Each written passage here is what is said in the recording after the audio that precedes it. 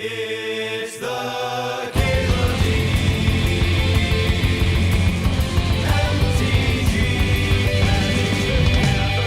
Show. My workshop decks have been doing work this season. Could pack one, pick one balance. That card's always sweet. Does some messed up shit.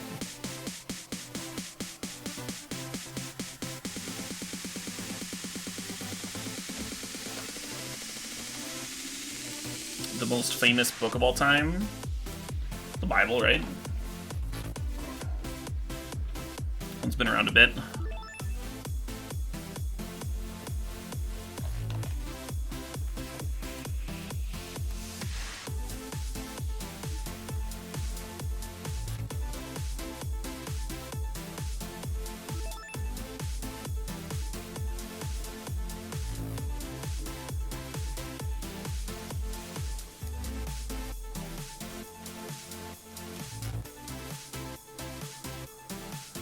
I want to take Blightsteel, but I also want this Rule Signet.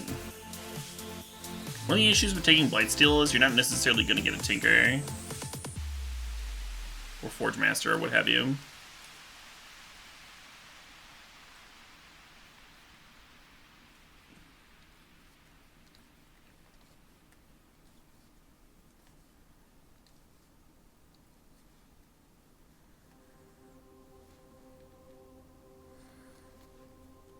And then we could get more specific and say, like, what's the most famous work of fiction of all time? And then, yeah, the answer's the same. It's still the Bible.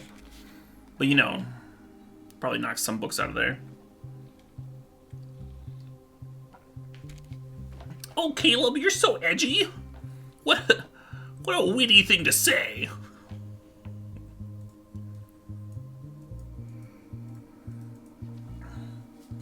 Ah, yes, the old shitting on people for no reason, totally unprovoked. That'll get them on my side. Let's grab a Shelldock, huh? Shelldock's a good thing to cheat out a Blightsteel with.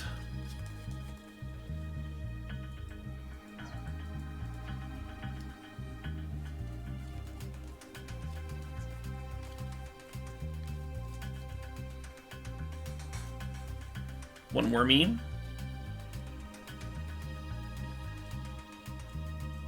Wurmcoil's really nice in a workshop deck. You just like turn one a rock and play a Wurmcoil on turn 2 or 3.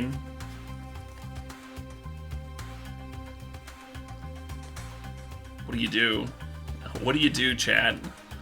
You got a library and an Urza. I think Urza stakes our claim on artifacts on the blue artifact deck. I'm gonna plant my artifact flagpole here. If this was pack one, pick one, I would take library over Urza. Not close. I'd take library over like any of these cards. But now that we're here, now that we're in this spot specifically, I think we want to keep on doing this.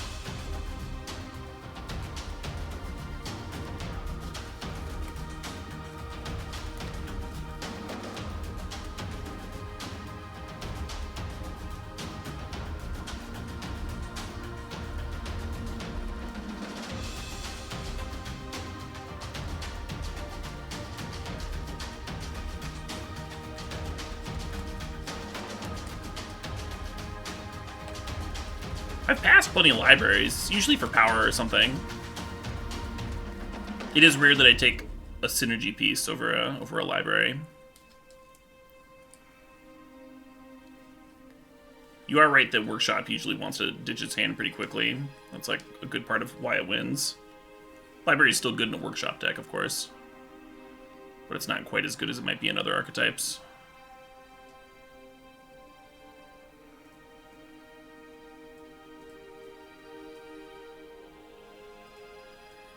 There's some late black cards going around.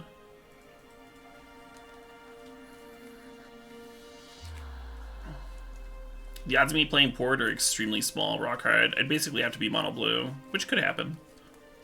Even then, I don't really like it, because the Mishra's Workshop's already this like big colorless producer in your mana base, and then a lot of your rocks are going to be producing colorless.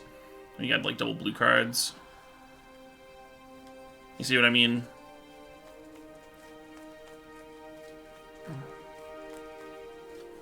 I put a strip mine in here.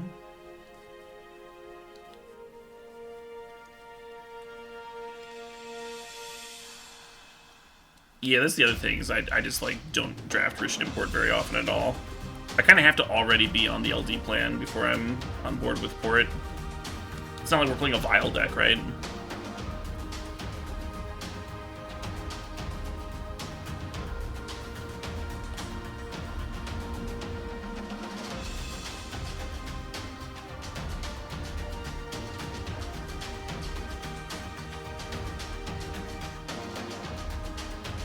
You're gonna restrain yourself?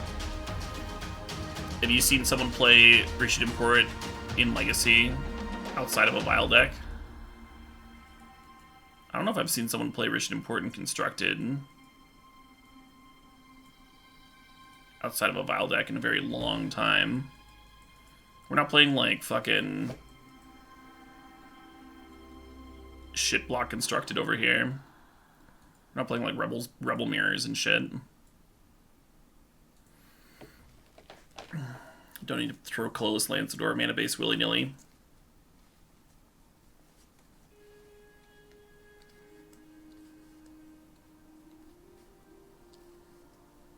Lands play a Porter too sometimes? Sure. Yeah. The risk to reward is different in lands, though.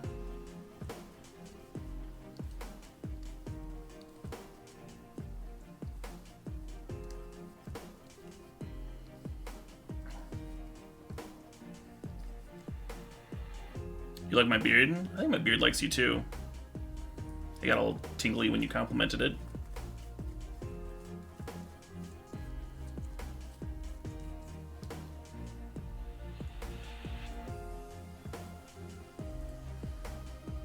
So we had a good start.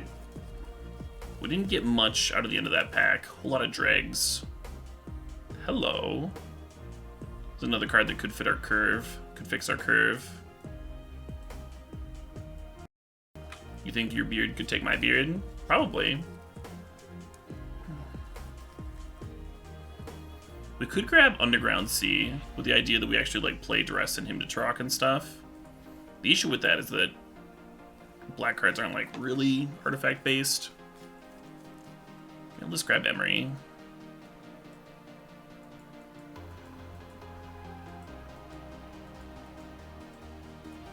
Emery's a little hopeful,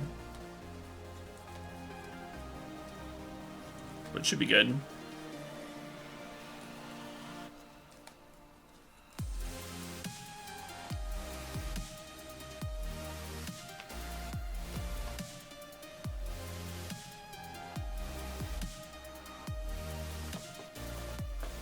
Yeah, that sounds about right, JRC.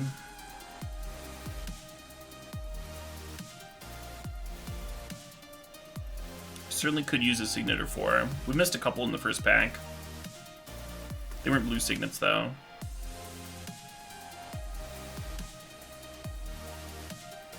But I'd settle for, like, Coalition Relics and Basalt Monoliths and Solemns and such.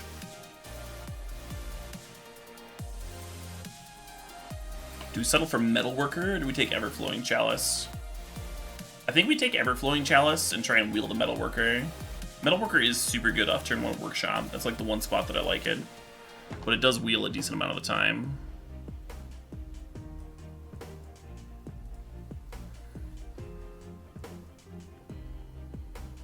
Nice. Cool thing to hear about Mindslaver is that we already have Emery for the Lockeroo scheme.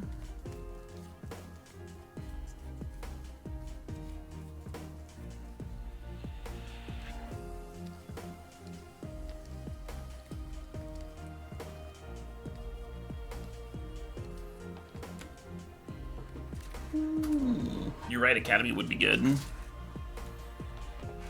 Either Academy.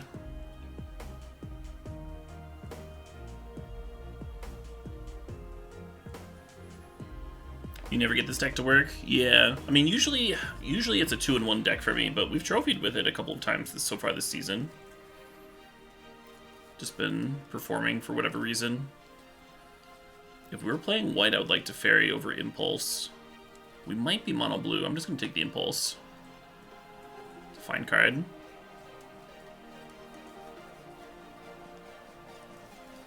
Academy Runes. Goody Phil.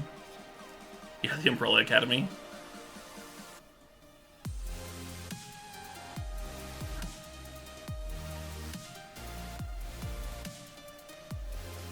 Ideally, we get more fast mana for the smokestack besides Workshop. Workshop is enough, but if we have like Mana Vault and stuff. Hello, Battlesphere. We are the top end of our deck is starting to look. I'm really hoping that Middle Worker comes back.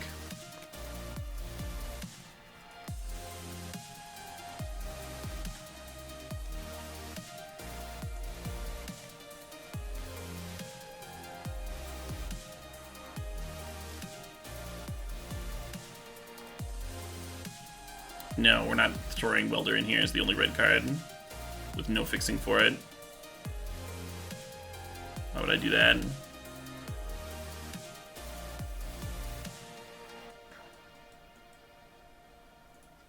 So Forge Master is a way to go get Blightsteel Colossus on the cheap. It's in this pack with Winter Orb, which is amazing with Urza, and Signet, which we desperately need for our mana base. Just like any Signet at all. I think the Signet's actually the most important card in the pack for us right now, based on what we have and what we've seen already. I think we can win with this deck without trying to Forge Master for Colossus. Winter Orb's almost better. Winter Orb's almost better than the Signet. That's really close.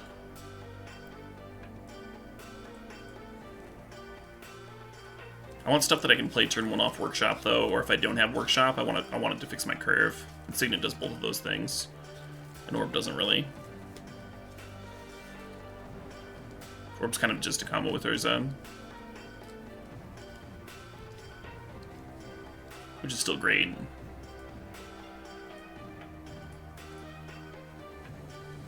Solid chance I play Daze here, especially if we end up mono blue, huh? Borrower is great. Borrower is great. It was just like the 4th best card for our deck there, so I didn't talk about it. Yes! Yes! This deck is so much better now!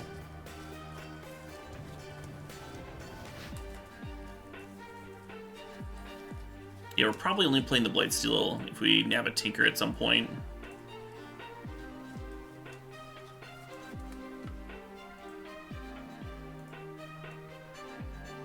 How likely are we to go for another color? Pretty low. We're looking pretty mono bluish currently. Last pick Welder helps a little bit. Welder plays well with Emery. Absolutely Pup Snap. You can totally play Caracas as a colorless land. It's really good with some of our cards, Caracas, like Urza and Emery, to just get value. And then bouncing the opponent's legend can be good sometimes. This pack is fucking nuts for us. Solemn, Worn Power Stone, and Ancient Tomb are all like premium picks. We're actually going to take Ancient Tomb. Ancient Tomb gives us a little bit of consistency with our mana, because you don't always have Workshop in your opener. And Ancient Tomb's another way to like play a Signet on 1, or get a Metal Worker down on turn 2, you know?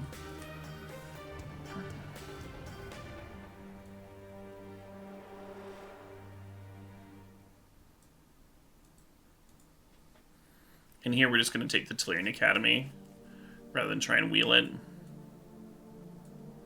Nice. The Academy is really sweet with Battlesphere too.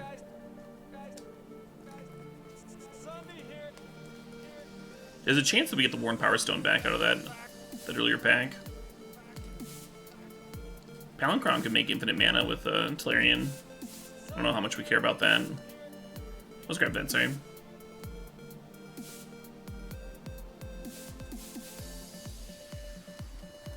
I think Karn is better in this deck than Inkwell Leviathan. Inkwell you can actually cast off of Workshop, which you can't with Karn. But Karn answers problem permanence.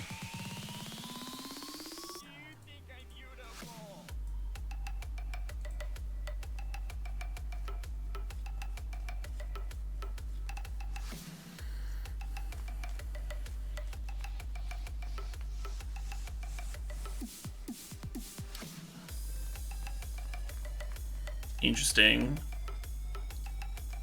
I think the Karn's a little bit better than usual, given the nature of the archetype that we're playing. Otherwise, Treachery would be slightly better. We're short more acceleration. We're short, like,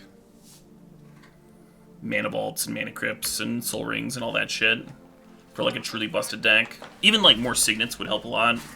Or Coalition Relic or the Worn Power Stone we passed earlier.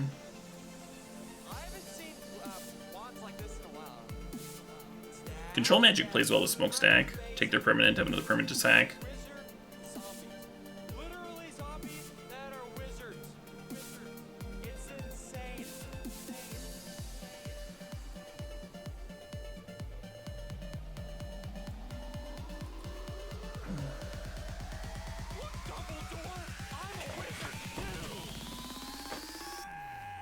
Hardcasting Blightsteel isn't out of the question, but we already have a lot of juice in our top end, I think.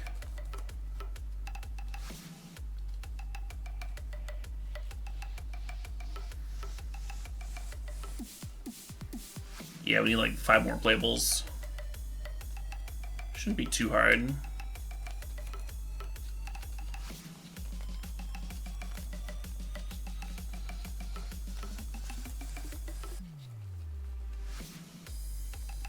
Awkward.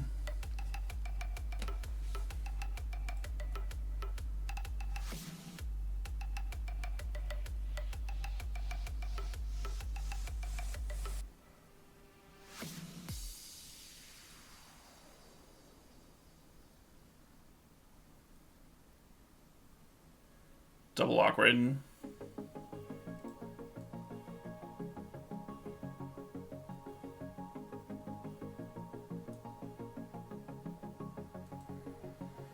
I guess we could play O-Stone and Repeal. Not really excited about those cards.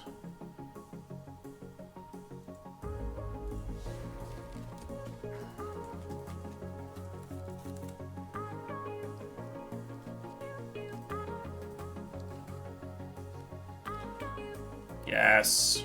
This is the one card that we saw that I wanted to wheel. Unfortunately, we're still light on playables because that first pack was so scant for us.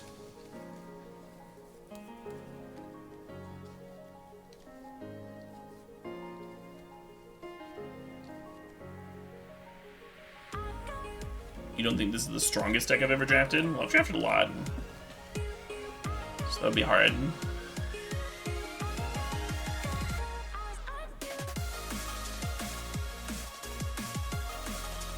Oh, looks good. It's a nice late one.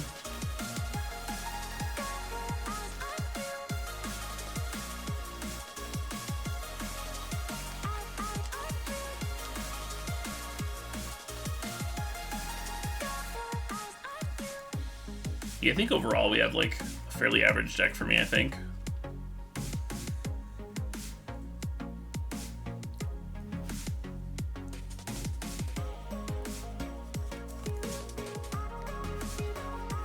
It is kind of looking like we're going to play the Blightsteel.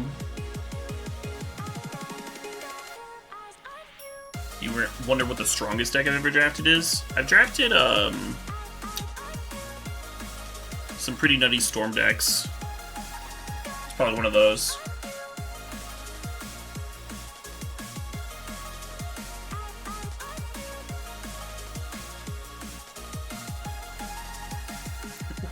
Well, that's depressing, Bionull.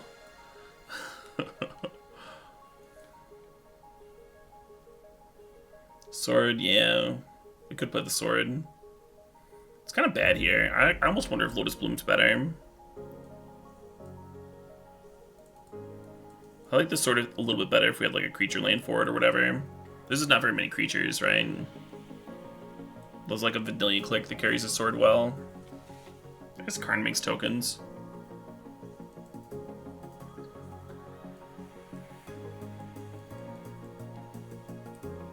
I don't want to play Gush though, right?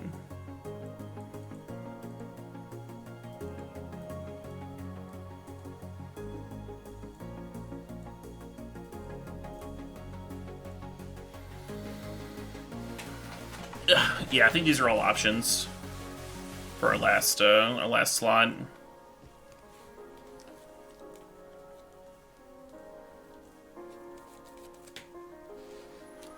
I don't think Splashing Welder is very good. Because our only piece of fixing is the steam vents, right? I don't want to put a bunch of mountains in here. We already have like Workshop, Ancient Tomb. All of our acceleration is tapping for colorless. You play a fatty, either the Blightsteel or the Ulamog. I think I'm gonna play the Blightsteel because of Metalworker and because of Workshop. I think it's just easier for us to cast than Ulamog is, even though Ulamog's a better card.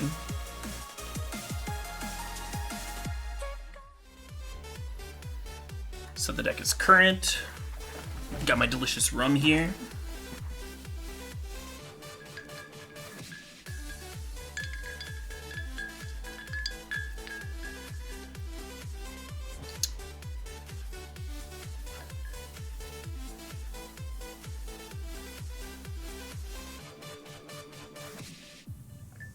I think our win rate with this deck is going to depend a lot on how often we draw Workshop, Ancient Tomb, and Mana Drain in our opener.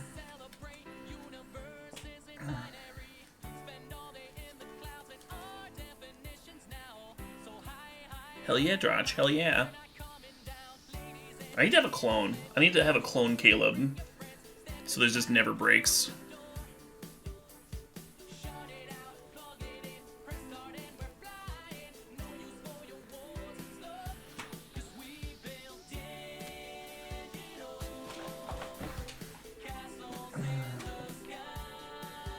I'll get so much more shit done.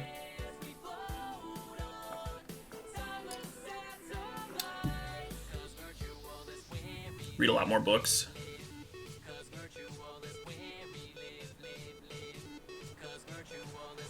What if he tries to take over my life? Oh, deal.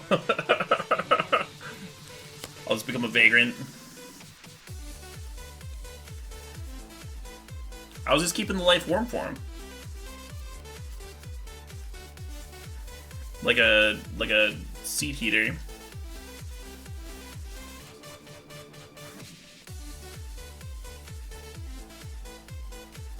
$16-hour streams. I mean, if you had 2 clones, you could just have 24-hour content.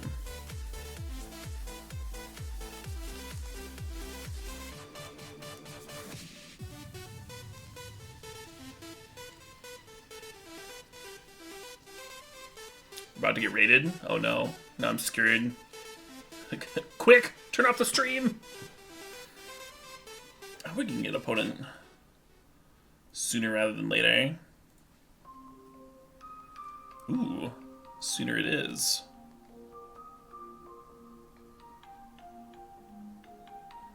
No Black Lotus, am I even trying? Apparently not. Apparently not. Oh, damn! Is that sick-ass LSV raid? Welcome, Raiders. Thanks, LSV. Hope you had a great stream, full of lovely cube nonsense. Oh shit, what up? We've had a mixed bag of decks here today. I think I'm mulliganing this sweet-looking Mana Drain hand on the draw.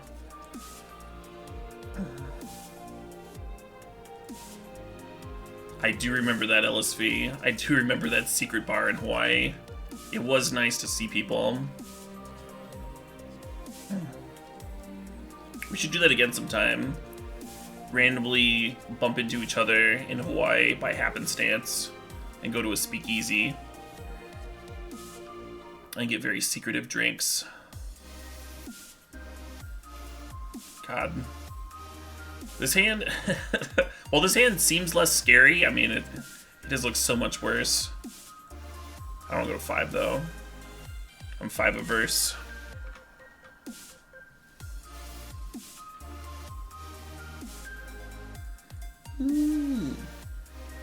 Any of my viewers, obviously if you're not following LSV, you are fucking up.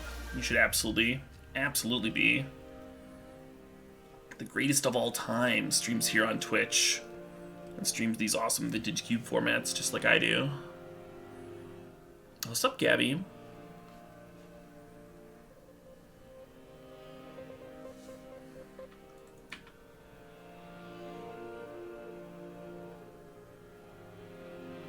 Workshops would help here. Let us turn 2 smokestack. Just feels so much faster than turn 3. Turn 3 is more often on the side of not fast enough, whereas turn 2 is almost always great.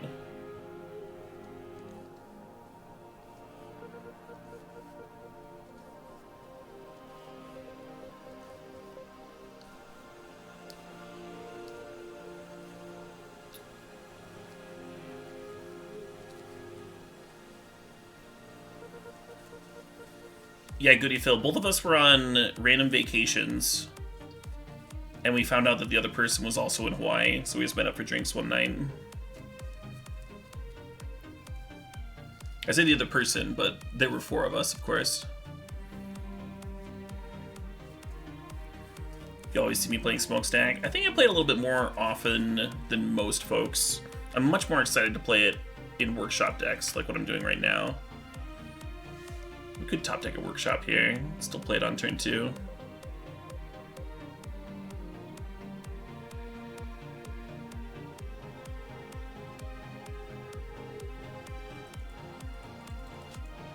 That's not the worst one, though if I do daze something, I'm not going to be stacking on 3.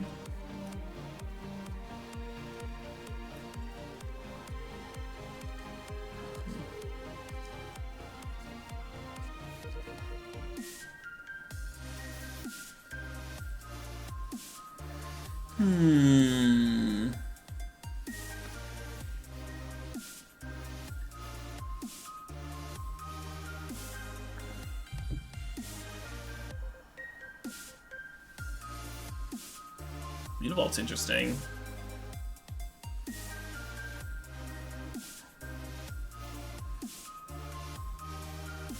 Univault, Academy Runes. I wonder if they're also slaving.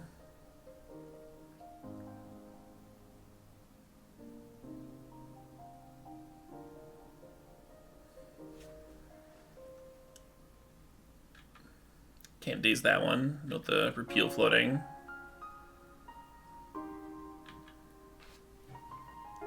I don't think we actually play Smokestack. Or if I play it, I don't think I uptick it.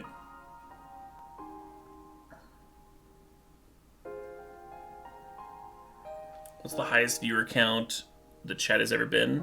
My chat? The highest? I think we like briefly hit 8K when we were on the front page doing a charity stream. That was very briefly.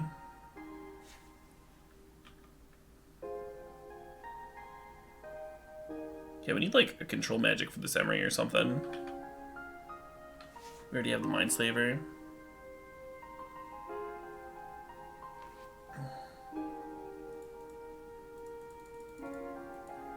I hate this so much.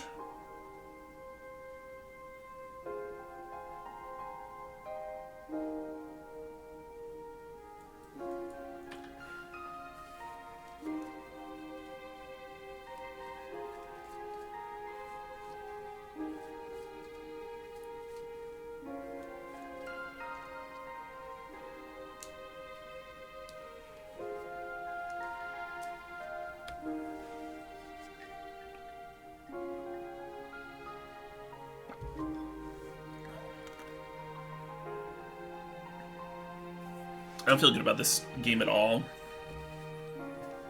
Opponent has more mana, more cards, more colors, more 2/2 reach tramplers.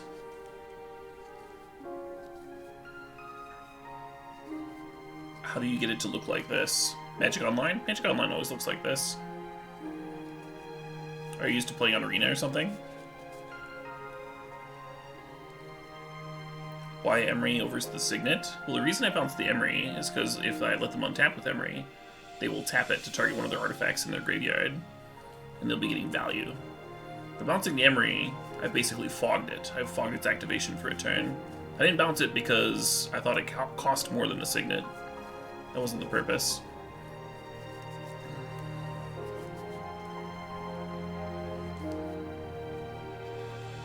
Is maxing Smokestack to restart the game a plan sometimes? Yes, absolutely. In this matchup, it's awkward though, because if we play Smokestack, then they untap with their Emery, right? And then the Emery just rebuys Hagerback Walker every turn. So there's no way we'll ever grind them down with Smokestack. We'll run out of permanents while they still have a healthy board.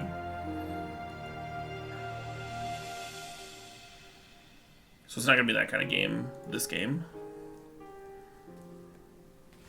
But I've certainly done that before. This is a restart, or had opponents do it.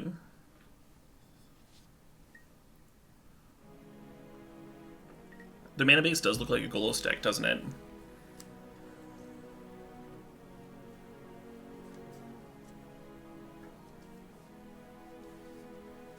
I think we're just going Karn uptick and trying to find fast mana. Our hand is still way too slow.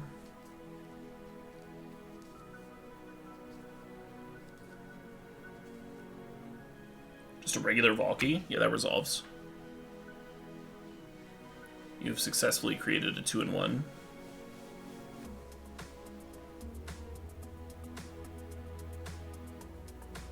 Their own smokestack? Yeah, their own smokestack is kind of terrifying.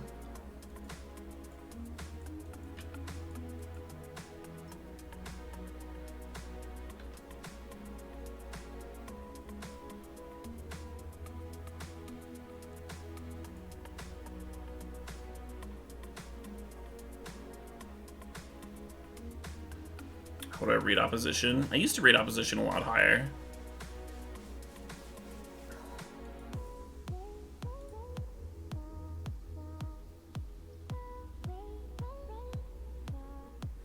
It's still a great card. But you're really putting yourself into a very narrow archetype.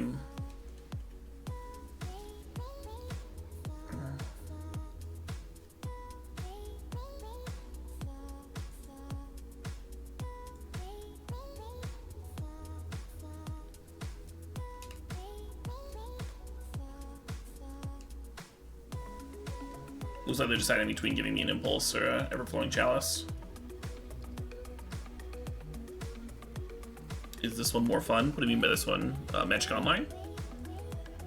I like the formats that are available on Magic Online, and I like how the clock works better than on Arena.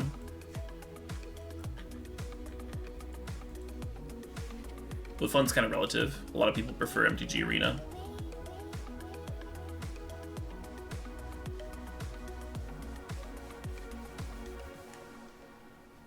Yeah, having format selection, it's really nice, really good.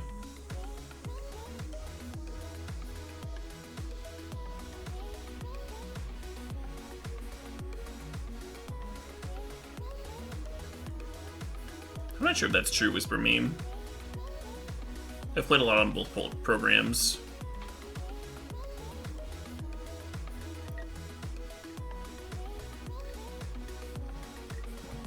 If you play enough on Arena, you're eventually going to find someone.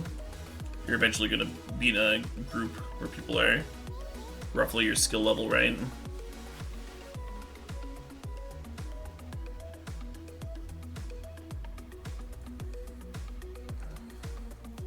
So if you think your opponents are like laughably bad or whatever on Arena, you probably just haven't played enough.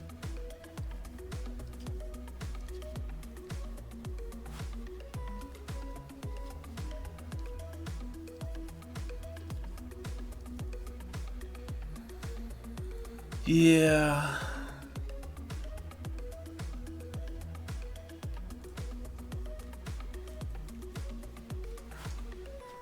What we need here is like workshops. Well, I guess we could just play Mindslaver. I think I do actually. I think I just run out of blank Slaver.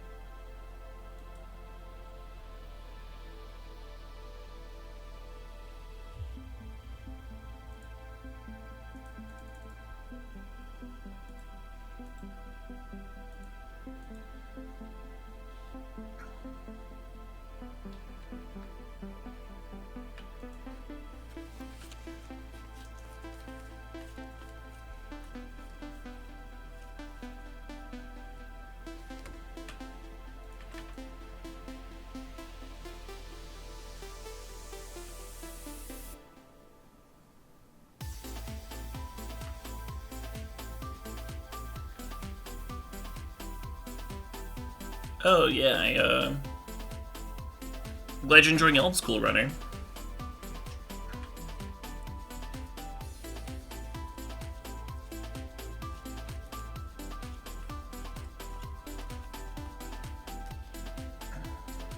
Yeah, I'd played some Elves in Historic before that, so I wasn't starting completely from scratch, but I'm sure there's other people who like disagree with how I build it and stuff.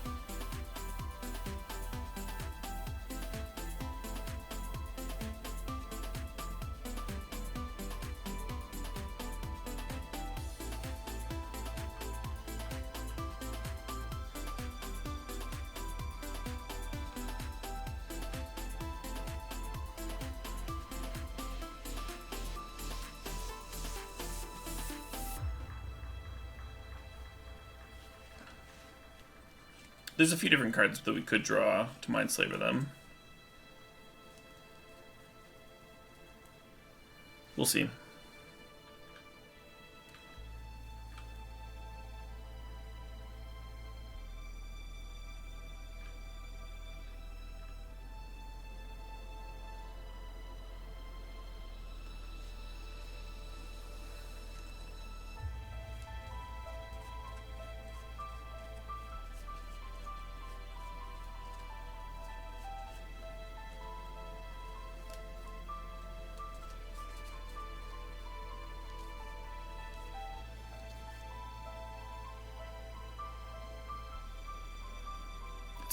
Is it bad that I want to daze them?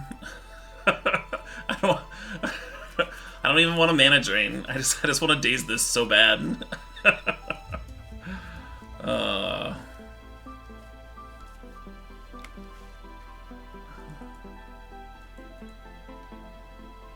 Now I kind of wish they had a Ballista.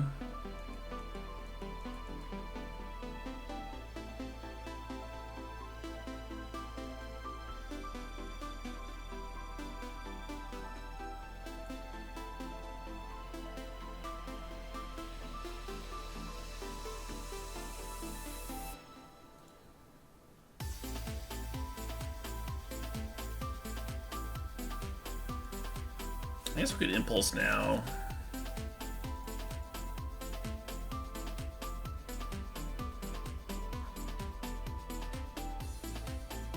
I'm gonna get Crossing Gripped or whatever.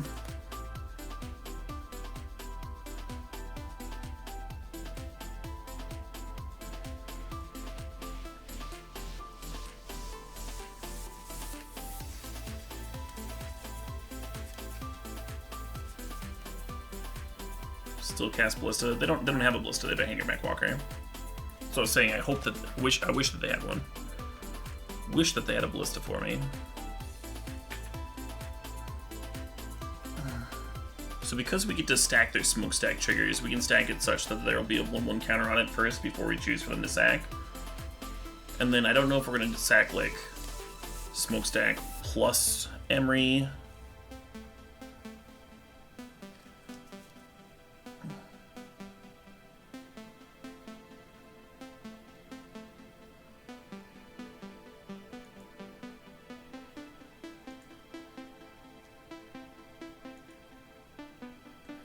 We could do stacks plus Academy Ruins as well.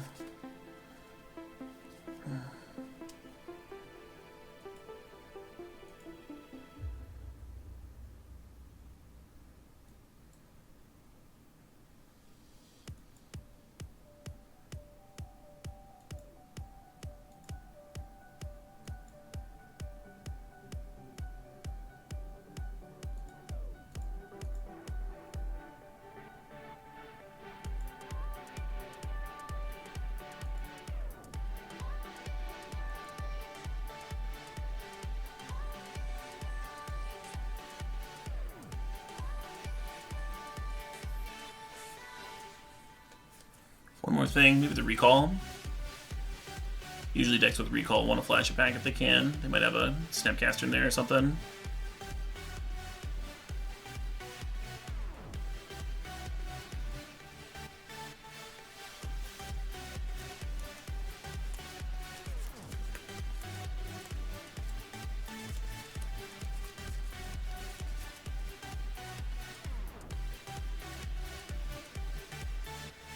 Right now they have 7 mana for the Sphinx of the Steel Wind.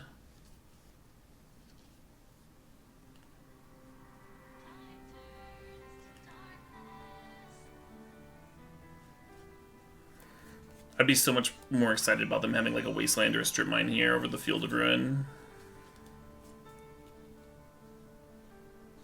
Yeah, I'm thinking about tapping all and playing Orb. Then we untap 1 land and we can like play Wormcoil anyway.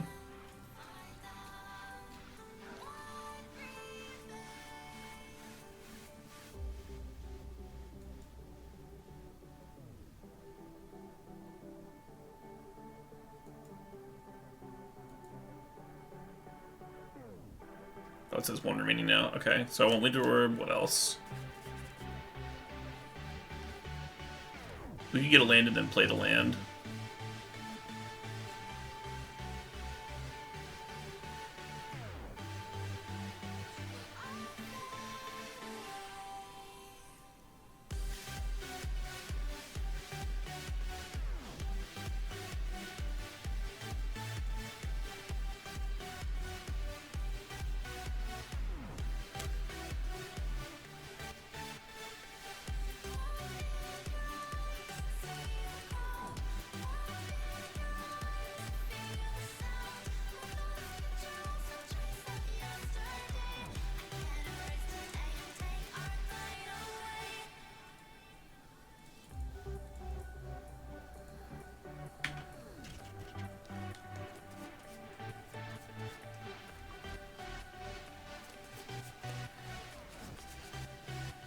Can't remember if they saw Days or not from the Vault game. Good draw, the Dynamo. Yeah, Dynamo's nice.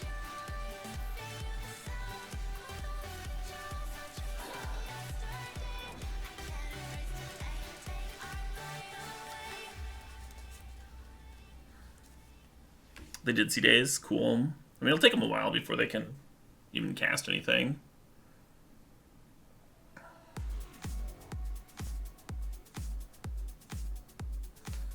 I wonder if it's actually correct to get the smokestack going. Oh, they could just sack the Winter Orb. That'd be bad. Oh, sweet. Heck of a card, that Mindslaver.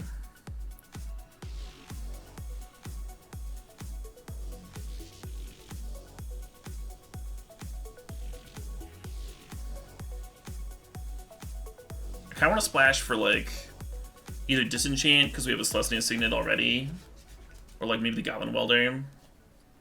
Welder's really good against their deck. Just being able to, like, swap stuff in and out. I think it's worth. Let's add it. Add, like, I don't know, a mountain or 2.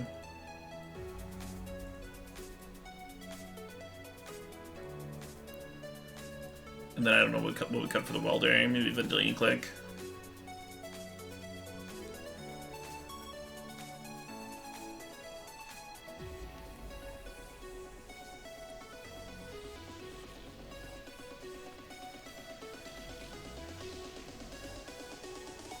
Cutting Days could also make sense. We are trying to cast these, like, very expensive cards, though. Almost makes the Days good for, like, a long time. Oh, it's got Smokestack, actually. Smokestack's better than their deck. Yeah, maybe we bring it in on the, when we're on the play, right? More likely to be good.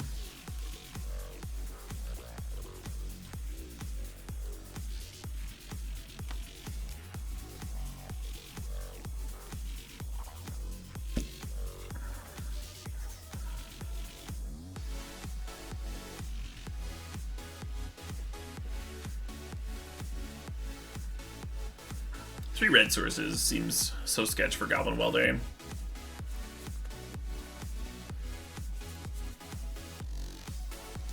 It didn't look like they had a ton of answers to it though. It is super good. Like if they activate if they like activate their Emery, for example, we can just be swapping things out willy-nilly. So we're gonna keep this hand because it's got Ancient Tomb. It doesn't have like a turn 1 Signet that would let us turn 2 a card and make the hand like actually explosive. But I think if you're mulliganing your Ancient Tomb openers, you're probably mulliganing too aggressively.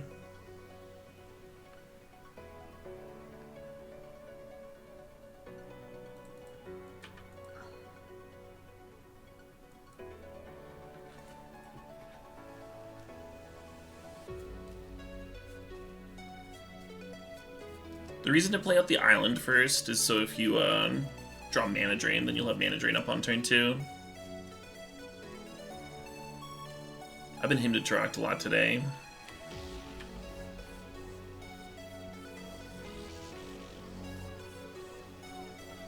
We do know that they have Field of Ruin too, though, so maybe that makes it more of a consideration to hold the tomb later.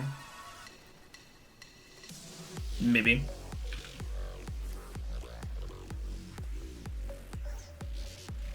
Not that it would be the end of the world, it would just slow us down.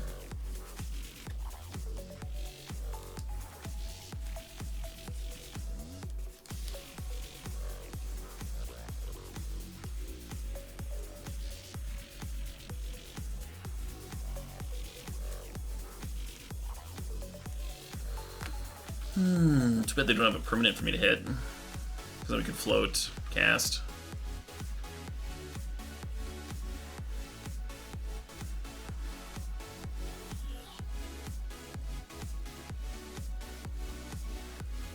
If we didn't have a red source, that'd be fixing us.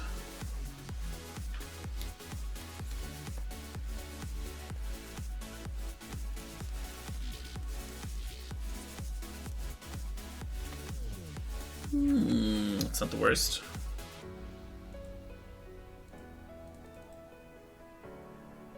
Would have been a lot better in one of the first couple of turns, but still happy just to have something to do here. After potentially blundering away my Ancient Tomb there.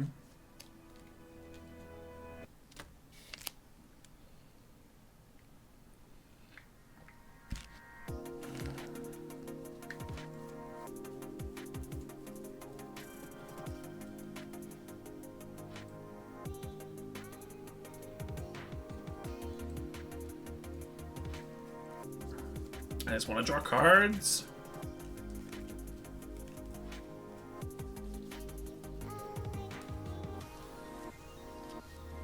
How goes the cubing, Schmitty asks? I think it's been going pretty well overall.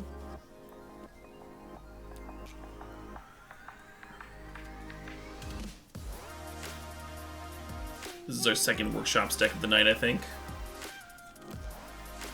We started out the evening with a trophy with a deck that past Caleb had drafted.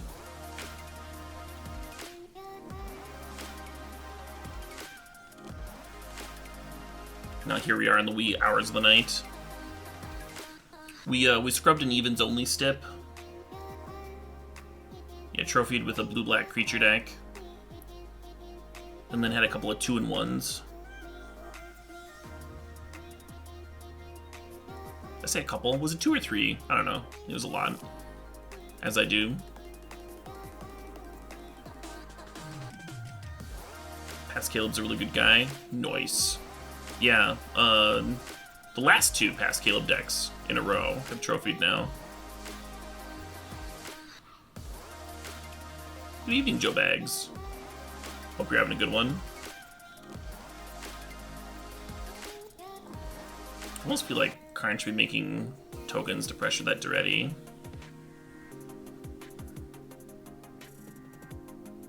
I think we need cards, though.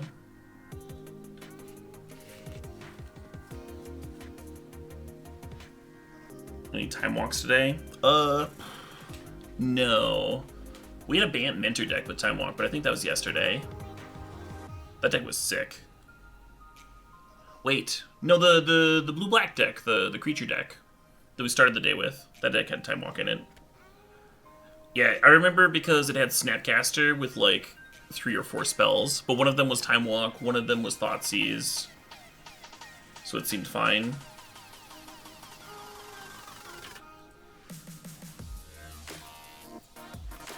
Did not give me the Goblin Welder.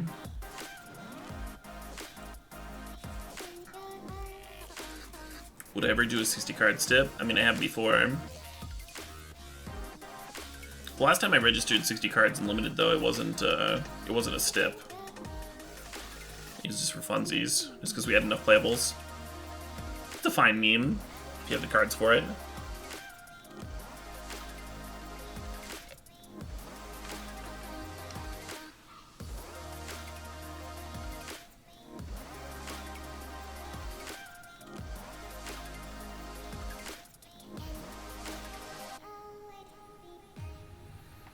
I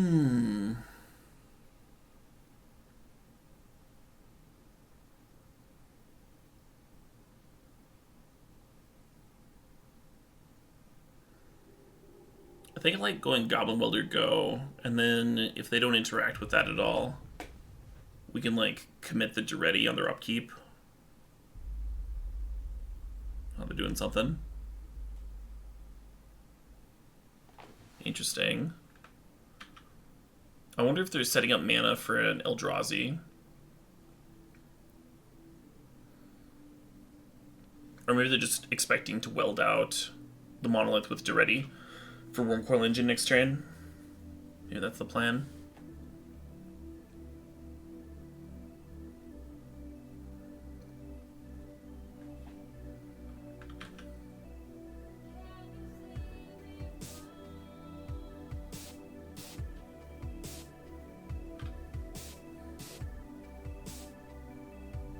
Yeah, there's no reason not to run out of Basalt Monolith.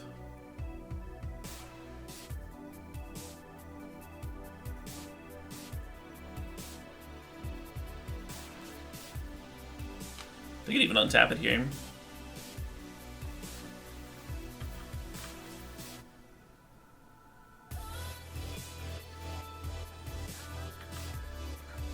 Yeah, but it takes 3 mana to untap a Basalt Monolith, or 3 mana to cast a Basalt Monolith. So usually having it in play is just better than having it in your hand, in case your opponent plays like a draw 7 or something. It's like stored.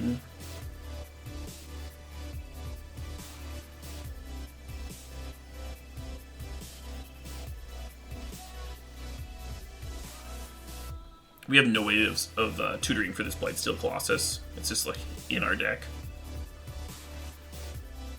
Hanging out. Set that upkeep stomp like I was talking.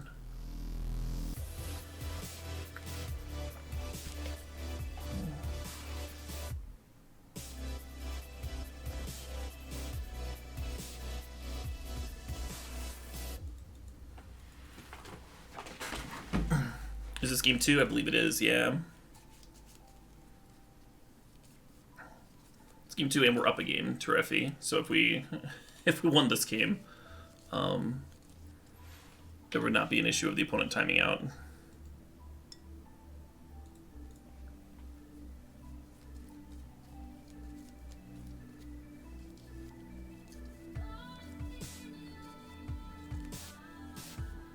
There's no way to discard Blightsteel Colossus and then reanimate it. It's got a replacement effect, so it goes right back into your deck.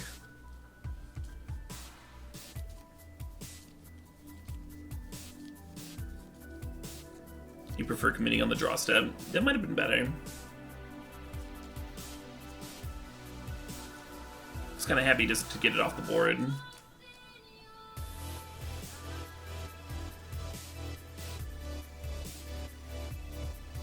Looks like the opponent's got a juicy one. Well, it's not a Rakdos' return. It is quite good.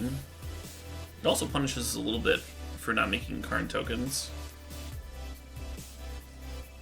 That's probably fine overall. Not surprised by that down tick.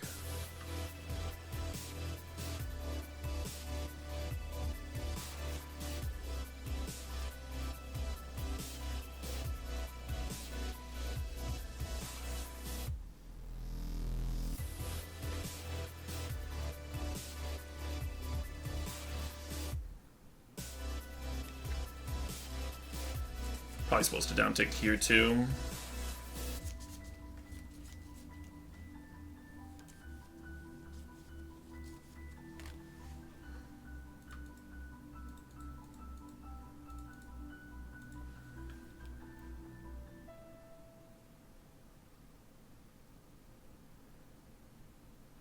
The red splash. I mean, the red splash was good. It was worth a card down tick.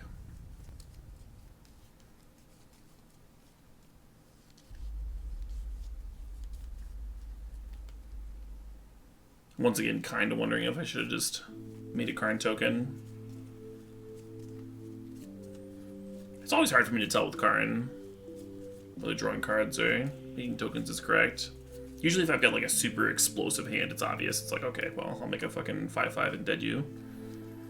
Down tick, you're dead. That's not what we have going on here though, right? We have like 1, 2 tokens, or 2 artifacts rather. This wouldn't be that large. I want to give him Blightsteel.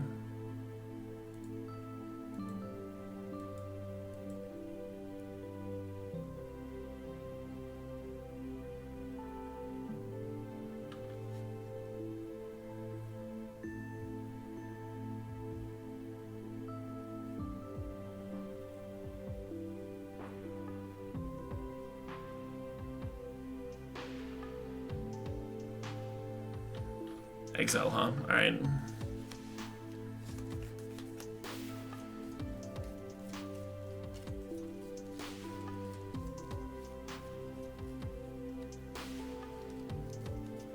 Correct. Yixlid Jailer cannot get Blightsteel into the graveyard. Humility can, but Yixlid Jailer cannot. Yeah, it seems like the opponent is not going to have time for game 3, huh? Even though they are looking like they're in a good spot for this game.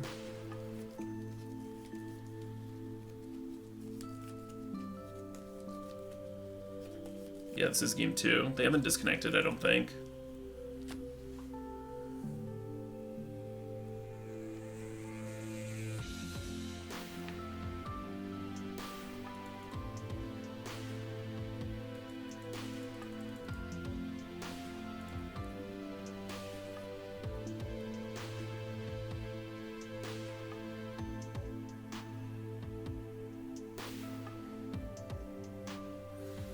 Yeah, Karn's great here. We're just gonna dump tick on their Karn.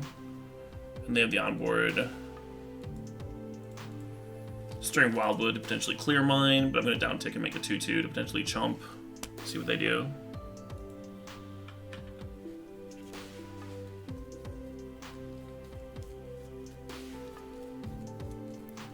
If I had played Mindslaver the turn that I played O-Stone, I would not have a Mindslaver the same way that I do not have an O-Stone. I'm trying to wait until I have 10 mana before I tried slaving.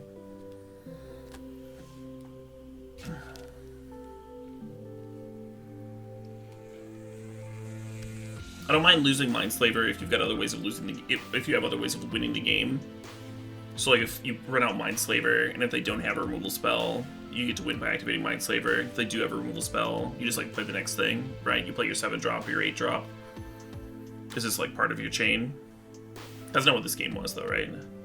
This game it's like, alright, this Mindslaver kind of needs to do something. So we're chilling on it. Could have drawn like a workshop to let us play plus activate in 1 turn pretty easily. Stuff like that.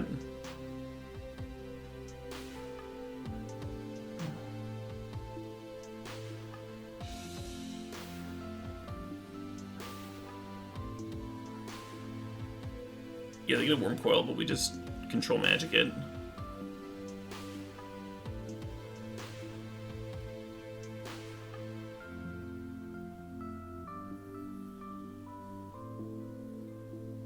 Kinda think we just win here, huh?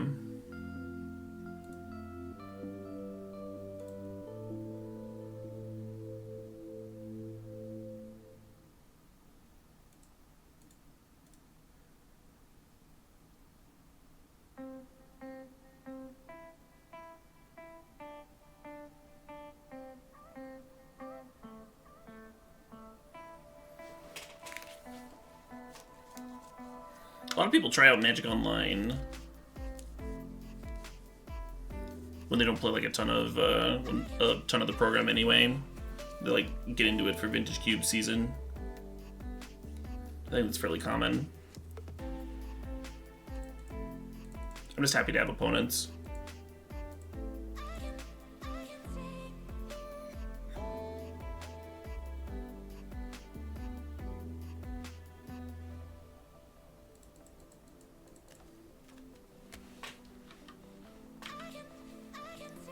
Terrible interface. It's hard to get into, right? It certainly takes a little bit of time. I think it's worth it, you know, for the amount of formats that you can play.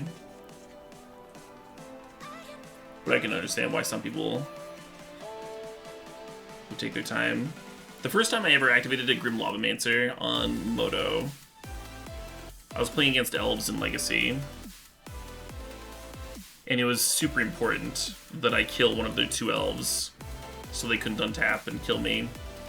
And instead my Grim Lavamancer killed itself because I was trying to tap it or whatever. And I was so mad. I didn't play for like months after that. Just refused.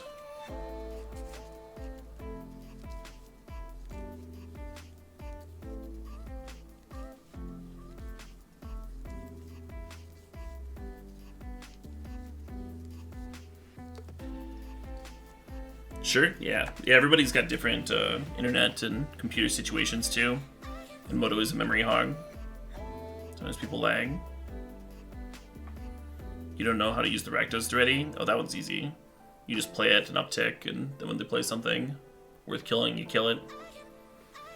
That's a very easy card to play and a very frustrating card to play against. It's not quite DAC levels because they're not like stealing it immediately, but I can feel like it sometimes.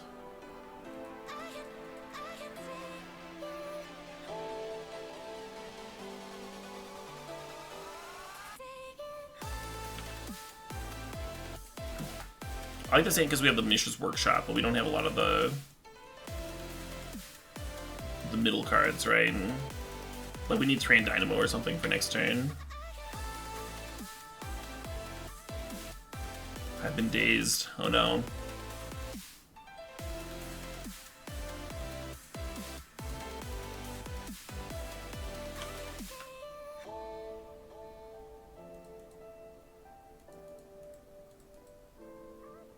This doesn't slow them down at all, but I get to draw a card.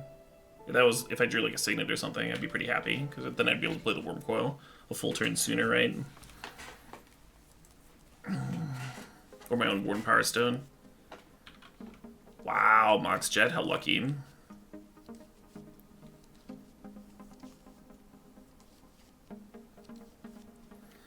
The Hardcast Muldrifter. The full 3-for-1. Uh-oh. I was hoping that we would draw something besides the top end of our curve when we kept this hand. What's the best draw? Ancient Tomb? Ancient Tomb's pretty good. It's not Karn. Oh shit, Tom.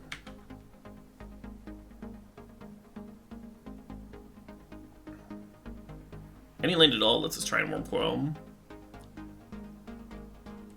That'd also be better than doing nothing.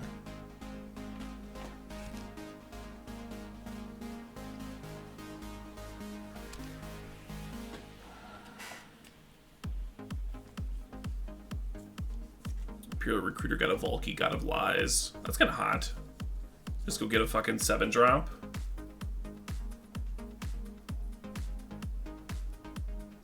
Fuck.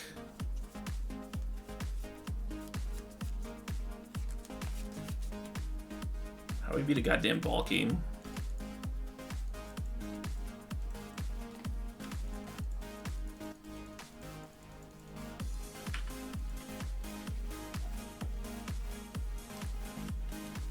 Slave them? If we ran out of Mindslaver, they would just steal it, right? And I'm playing the Control Magic because it matters less if they just, like, exile it. And then if they recast it, we can maybe... I'm sorry, I played out the Worm Coil Engine because then we can maybe Control Magic it. If they just jack it. They're not running out Valky. Interesting. Note that if we Control Magic a Sower, I think they get to keep control of the Worm Coil Engine because the Sower won't have technically left the battlefield.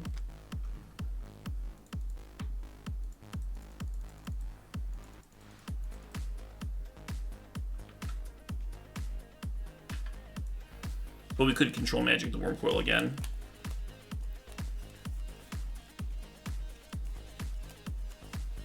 Just need 3 more mana for Mindslaver plus activate. Or to play this damn Karn.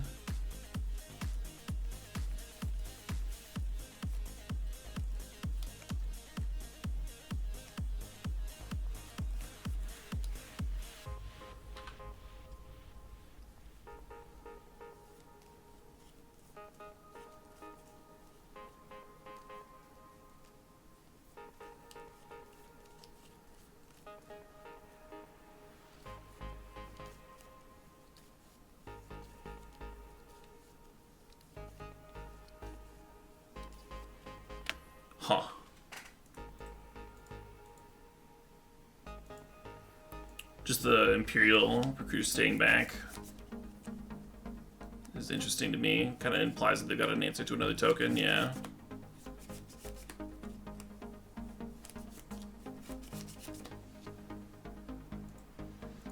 You want to see the worst control magic of all time?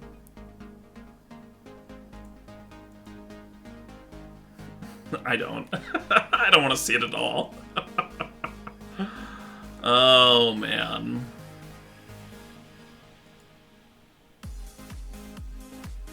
I didn't think that I could not chump the Worm Coil, though, right? We'd be at fucking 3 right now.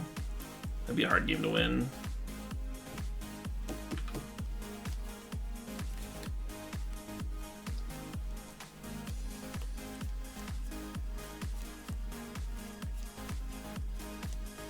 Metalworker is quite late. It was something for me to do with my workshops, though.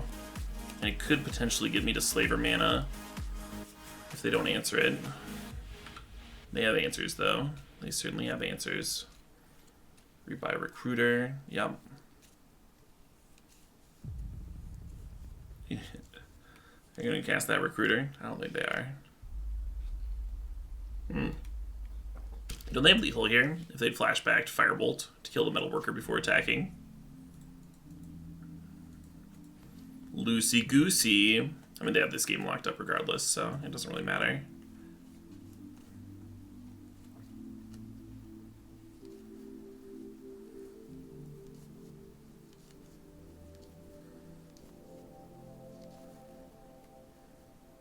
Yours only costs 1 mana here. It's kind of fun.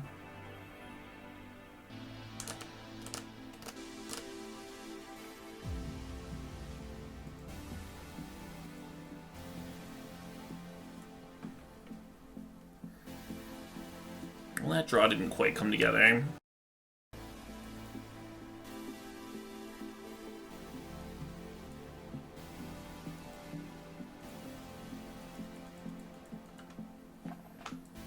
They wanted me to see the Ballista. I might have just fucking... Oh, you're saying instead of killing me?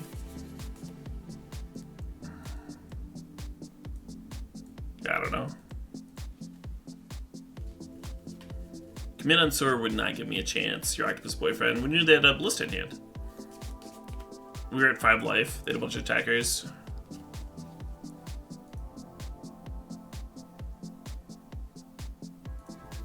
Fucking Worm Coil blocking a creature doesn't gain life if they can Ballista down the creature that's getting blocked, right? And it's pretty easy for them to put 5 together, I think, if they didn't just have it with Ballista.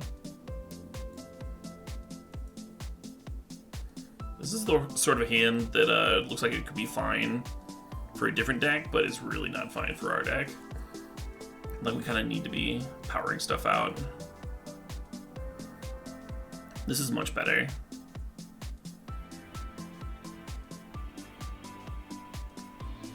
I'm not sure what I'm putting back. Kind of wish this was a 7, so I wouldn't have to think about it too hard. I think I'm going to put back the Chalice.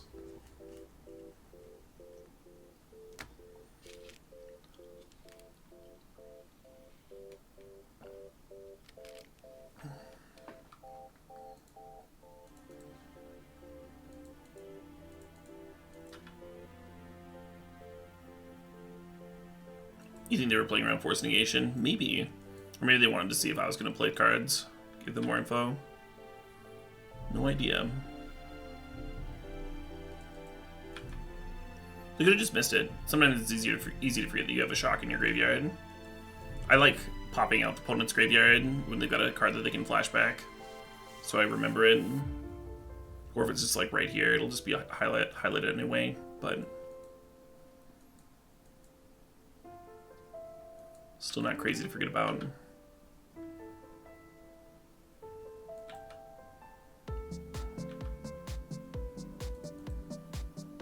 Do we just jam Emery?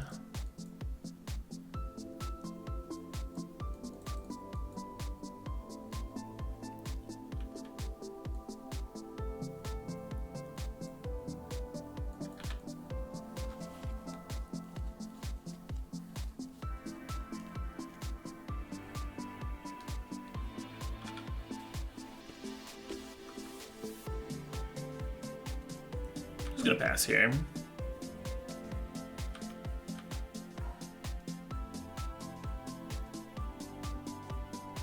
Yeah, if they whiffed there, they would have had to start discarding, or just like throwing random burn in my face.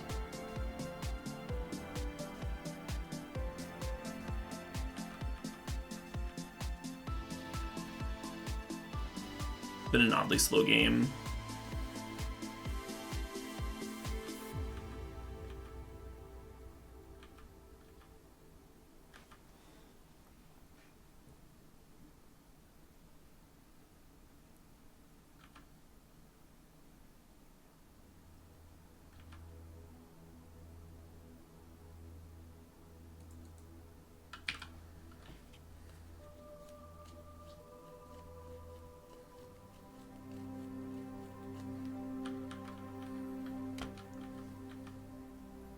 Mana draining Pestermite into casting Mindslaver would have been kind of fun. The thing is, with them only having so much mana, I worry how much we can actually sabotage their plans with the Mindslaver. There's a good chance they wouldn't be able to do too much anyway. Mindslaver is such a good card.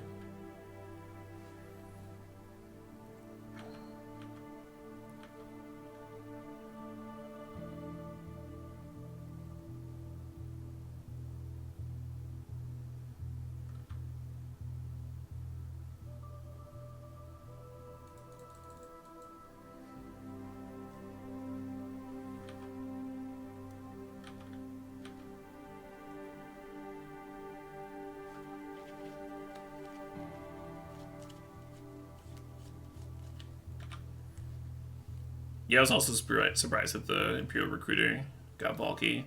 It seems sweet though. 2 for your 7 drop.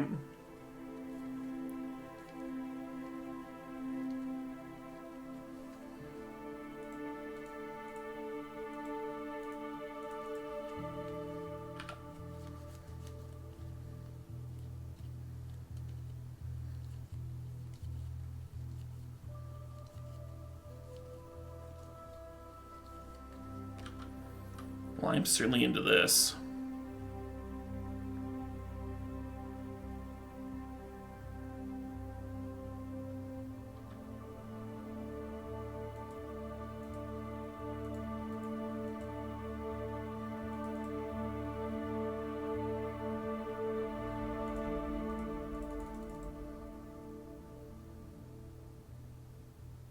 Splinter Twin can enchant a legendary creature, right? Oh, they should have grudged earlier. Would have denied me the mana.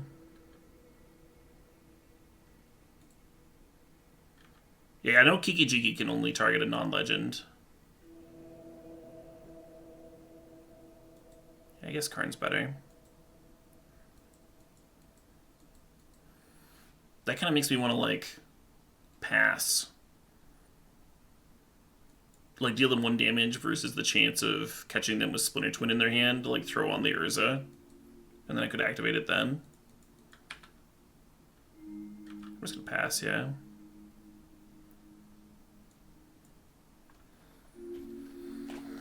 Sower, Duretti, Bloodstained Mire. Man, there's a lot we can do here.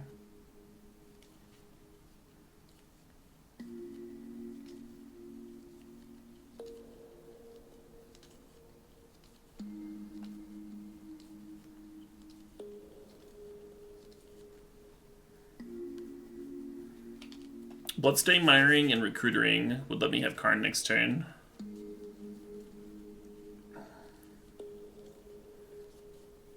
I think we're just going to hit a few other lands to take them further away from Valky, though. Like go Duretti, sack Moxjet, hit the Pestermite, crack Bloodstained Mire, fail to find.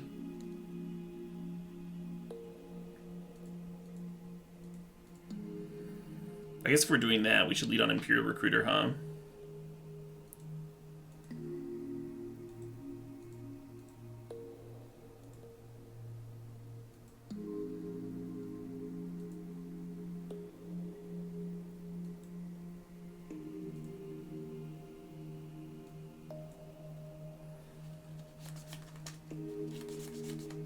Interesting. I'm going to take the Ballista and just run it out, I guess.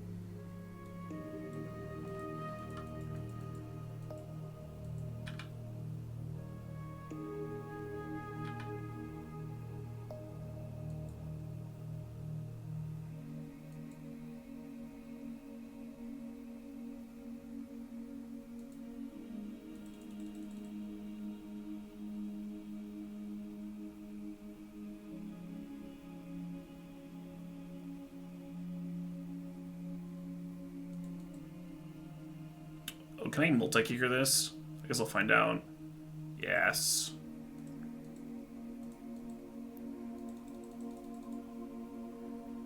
Makes sense, since I've definitely, like, killed someone with Ballista off of Urza before.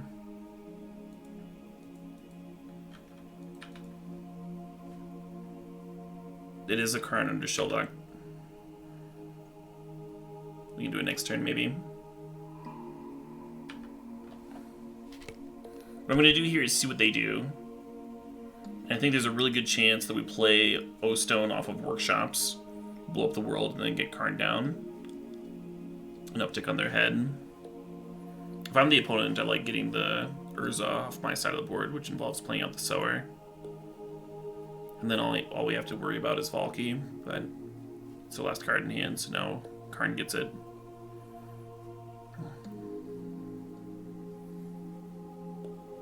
Got me. Yeah, I didn't like running out the Worn Power Stone into my own O-Stone crack, but the Chalice was a freebie off of Urza. I liked how activating Urza made it look like I was trying to advance my board.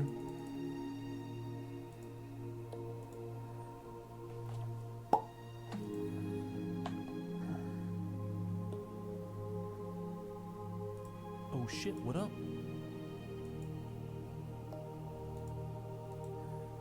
If you restart the game with Karn, would you be able to have Tibalt?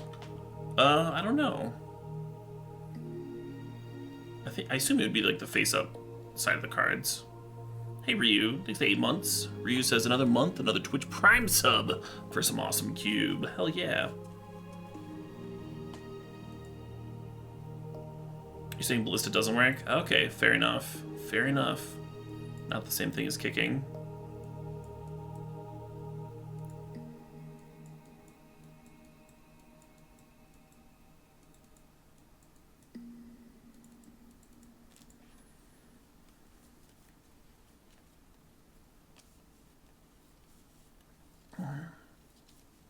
Well, how the fuck did that deck win then?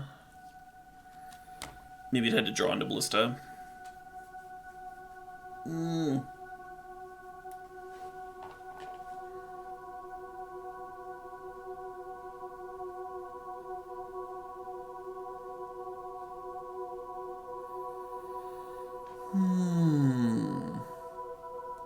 Well, next game. That was a pretty clean one. These games are a lot easier to win when you get to Mindslave your opponent. Crazy, I know.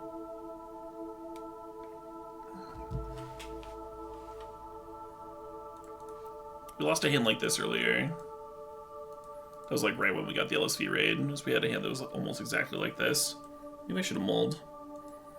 Turn 3 smokestacks, pretty stinky on the draw.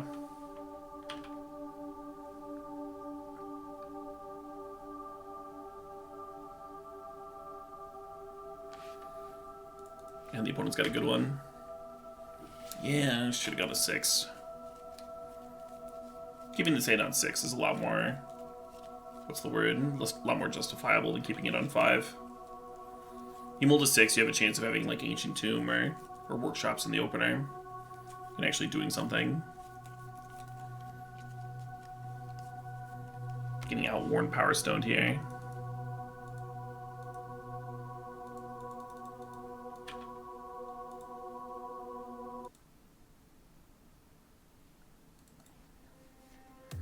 Is this the last draft of the night? Yeah, that's a good question. I think it is.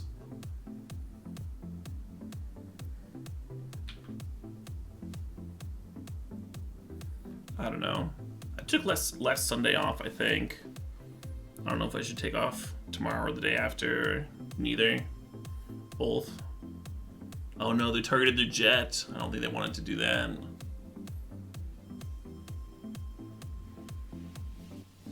Yeah, they're trying to sack the jet to kill my Chalice, I think. Brutal.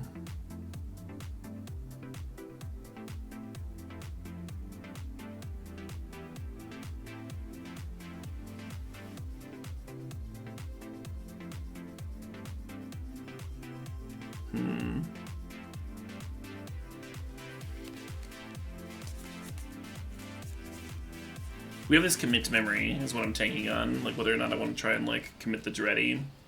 Or I could run out Smokestack with no intention of actually upticking it, just to get an artifact into play for the Tolarian Academy. Which I kind of like, I don't know.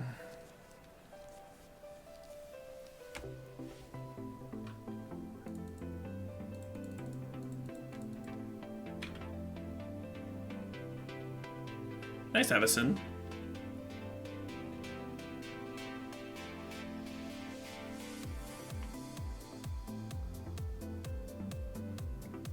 Brutal. So that could really punish me for running out the Academy, huh? Because they want to blow up my Chalice, so when they do that now, Academy's not going to be able to tap for anything. I won't be able to play Commit next turn, the Impulsing instead. I thought it made sense to run out the Academy since we were playing the Smokestack. Because next turn if we drew Workshops or something, if we drew Workshops or Ancient Tomb, then I'd be producing more mana overall.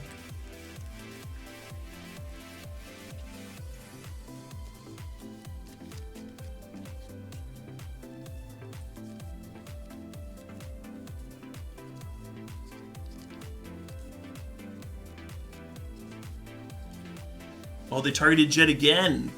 No. It looked like there was... No. No. I felt like there was a long pause where they were trying to figure out Duretti.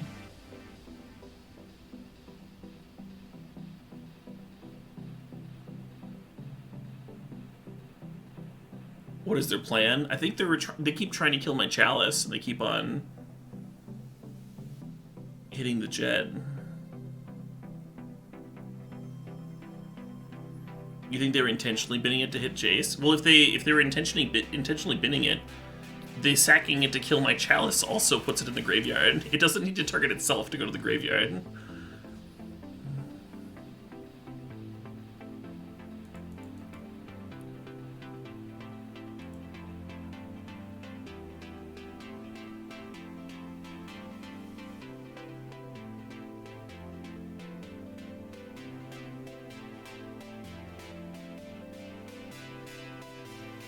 They have nothing in hand. I like Vendilion Click to pressure their walkers. They have a lot of walkers. I also like this Thran Dynamo quite a lot because it actually gets me to Mindslaver.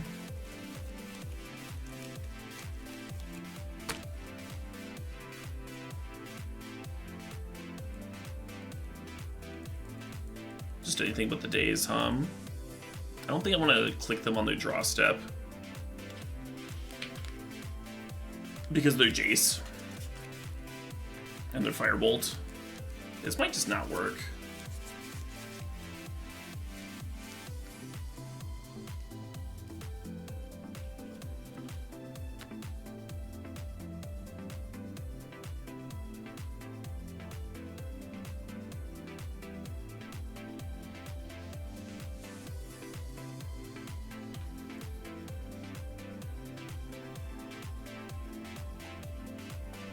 Yeah, clicking ourselves and burying this commit to memory.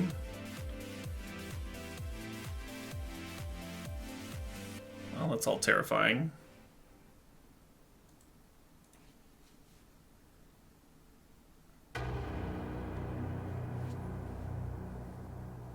This track's called Diablo. Very intense.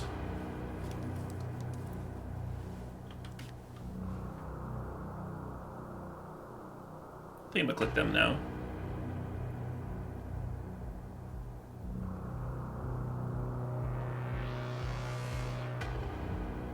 But we're not gonna be targeting the Duretti with commit. We're gonna be killing it with click. He just dies in one attack here. That's why we bottomed the Pestermite.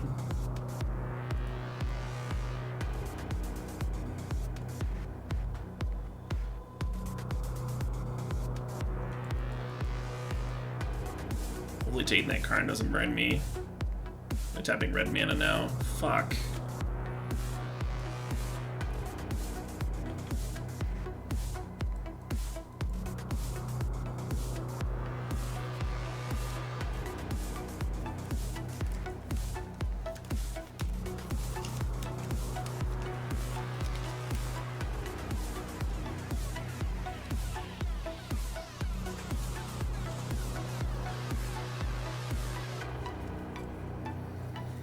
We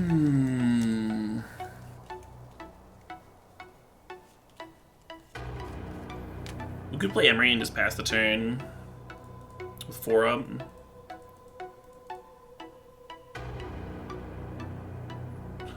Run out Slaver into the onboard Duretti. Could do that.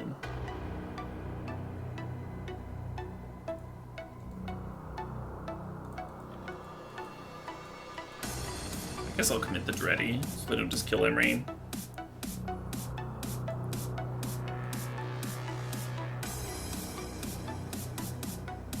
Actually, if they down tick, I can respond, right? No, it's sacrifice a artifact. They have 2. Okay.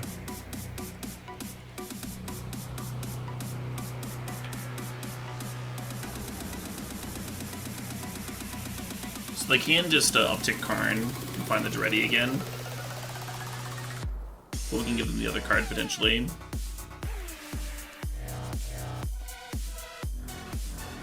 And one track is too chill, the next one's too hard. Maybe we'll find the track that's just right.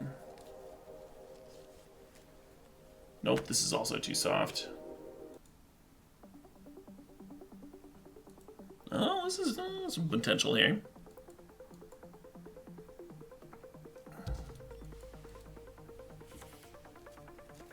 We're not about to lose to this fucking Jace telepath.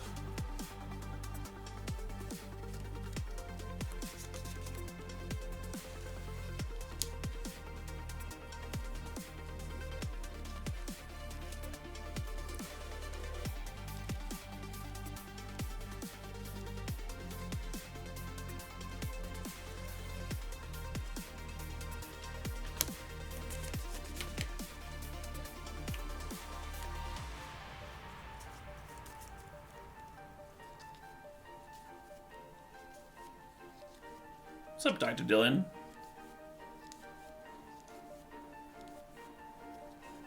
Nice, Popsy. Yeah, I was impressed with Jackson's stream. It had a little bit of that deep radio voice.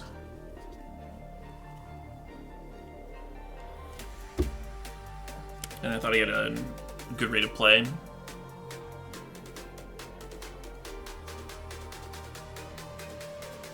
It can be hard to handle a larger chat when you're used to smaller ones. I remember when I was smaller, I remember the first time, I don't know if it was fucking Kibblers, somebody rated me, and I was used to having chats of like 200, 300 people, and then all of a sudden I had a chat that was like 2,000, you know?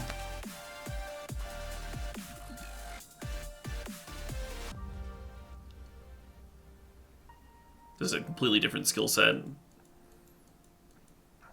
Realizing you can't read every message, and so you just like catch what you can.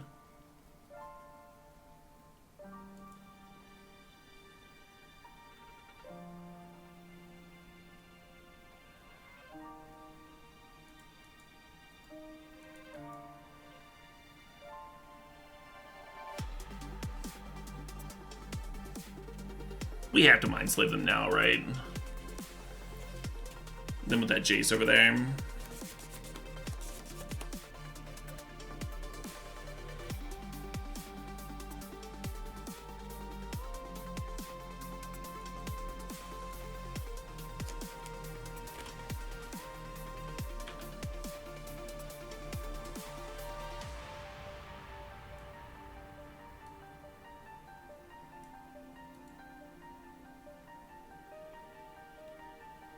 Do any of these have silver counters? Looks like most of them do. The Mountain and the Pestermite. We're definitely down taking on the Burst Lightning, but it's whether we Burst Lightning the Karn, the Jace, a Construct. I think not a Construct. Those get a lot worse with the Wormcoil Engine and the Venser. Yeah, let's kill the Karn.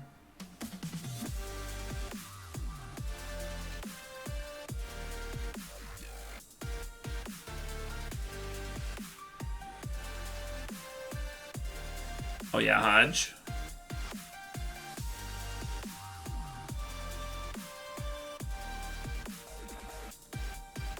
Wow, you think you would have told me about that?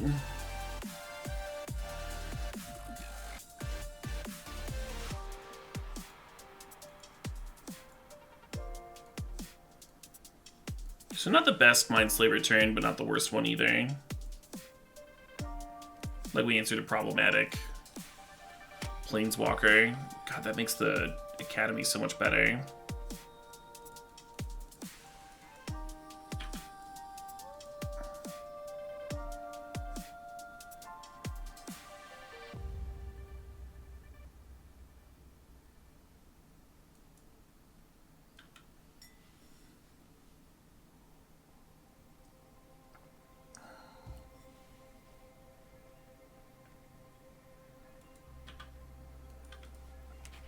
Okay.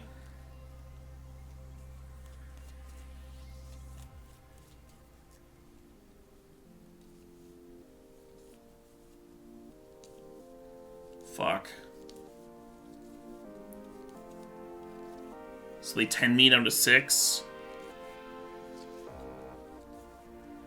And then I, what, replay Wormcoil Engine and hope that they don't hit a black fridge already for the win? Or that wouldn't change anything, because we have double blocks, yeah.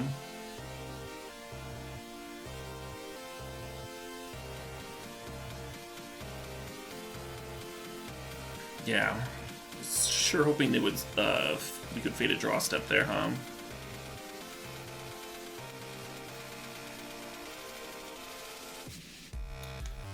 Alright, trying this again.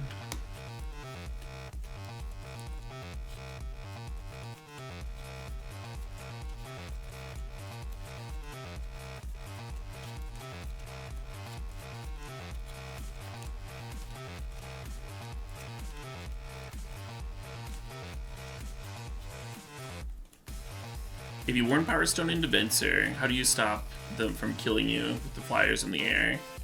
Not this turn, but next turn.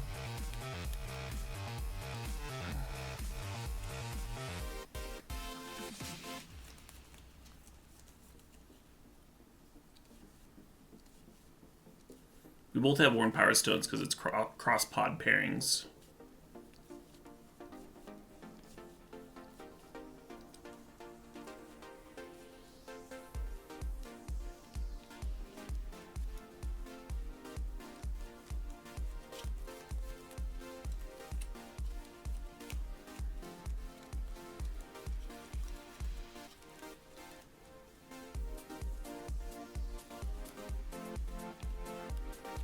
Interesting.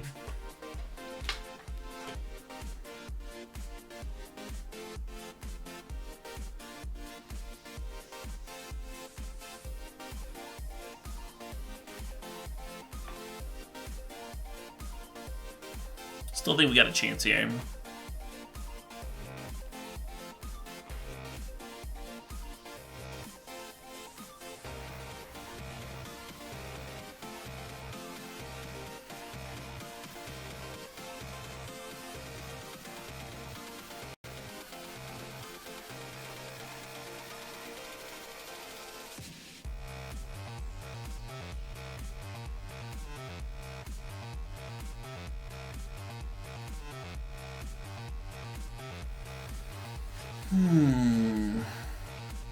Can't quite Battlesphere into anything juicy, but just playing Battlesphere seems good.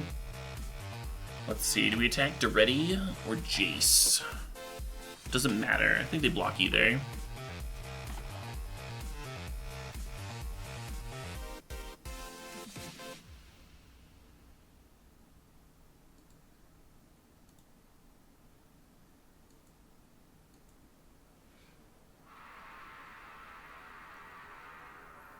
Next turn we can Karn plus Venser, which should be able to do some work.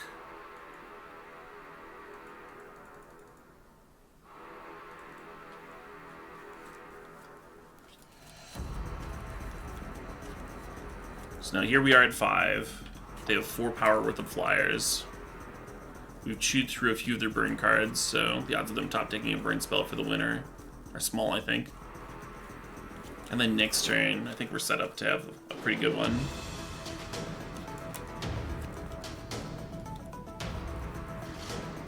Plenty of blockers for the Construct. Hey, Napalm, thanks for continuing your sub. Hell yeah. I'll cheers that.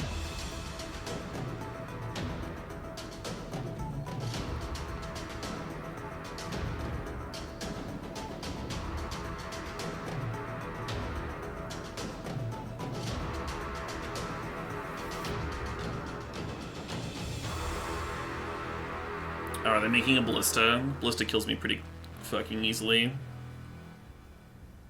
It's a Hangerback Walker. Okay. We're live against that one. Between Venser and Karn.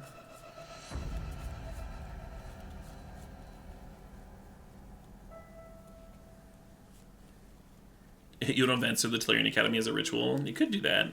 I think Venser has so many very important targets this game that I'd be surprised if Venser in the Academy came up, but you never know.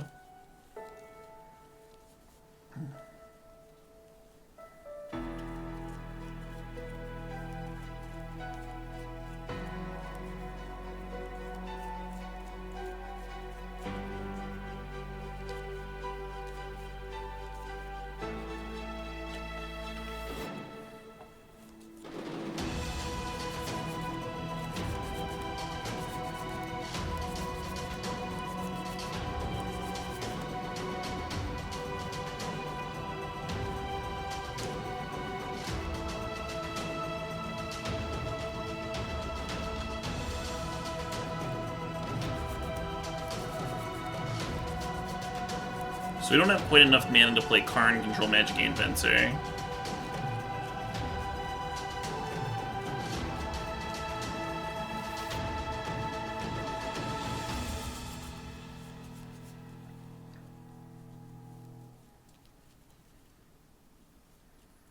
Do we take a Construct? I mean, if we were going to Control Magic, one of their untapped creatures right now would be Hangerback Walker, right?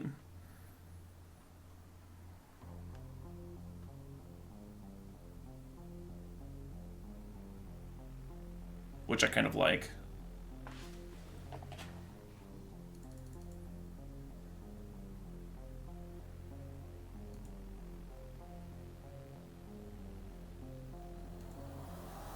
I don't think the Wormcoil Engine's gonna die.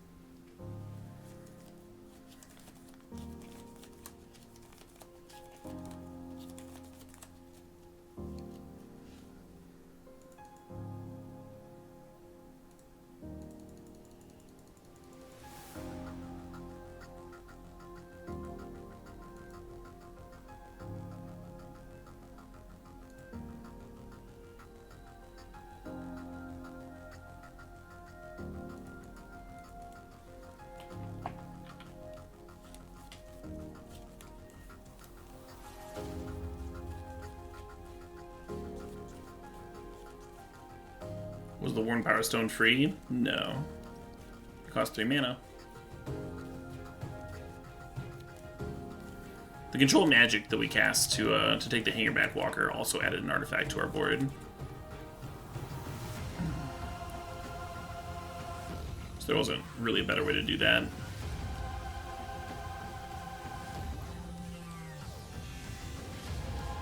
Nice. Phew. I was worried a little. That game. I was not... I don't know if you recall, but I was not pleased with our opener. I think we got very lucky with that ready business. I think they should have been able to crush us. And sometimes you get lucky.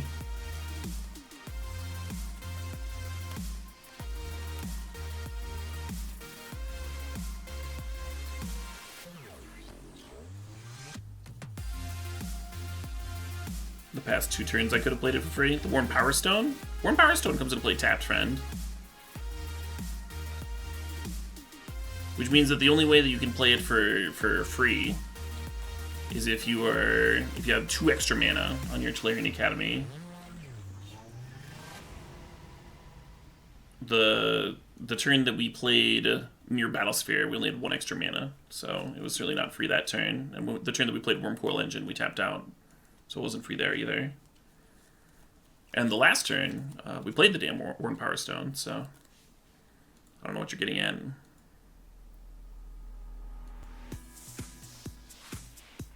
Fuck.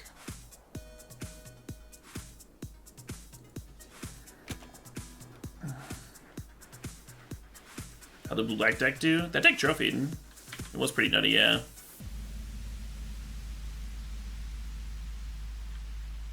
Yeah, exactly. Impatient lol. Yeah, I've certainly lost games to unintuitive Moto interactions for sure.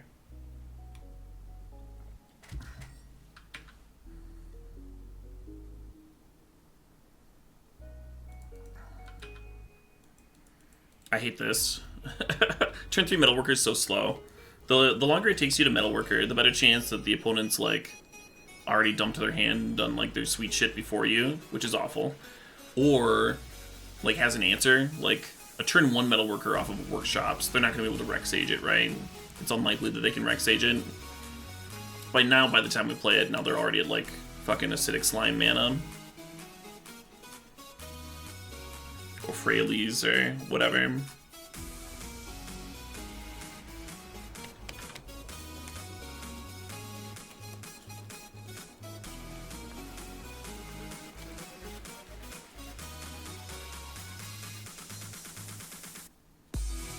If I top deck a artifact, I can Slaver them next turn, which I might need to do to not just fucking die here.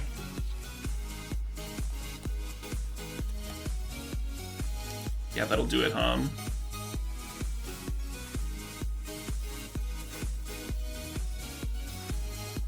Right? Yeah.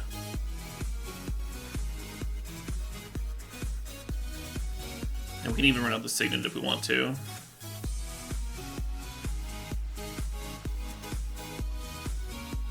Signet, unlike Warm Power Stone, is actually free under an Academy.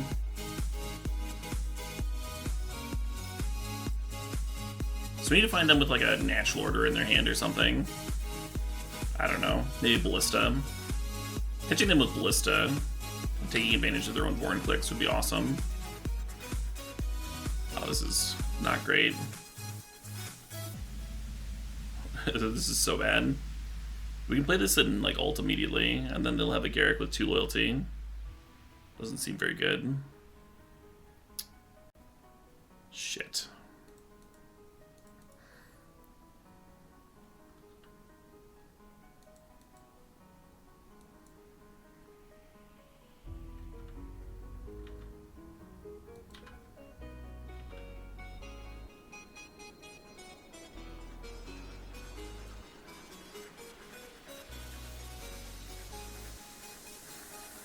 I guess I do it.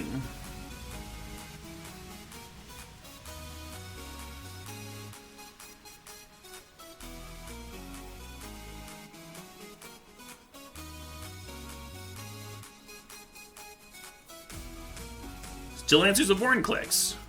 Not very well. It's not the best answer to a Born clicks, but it is a answer.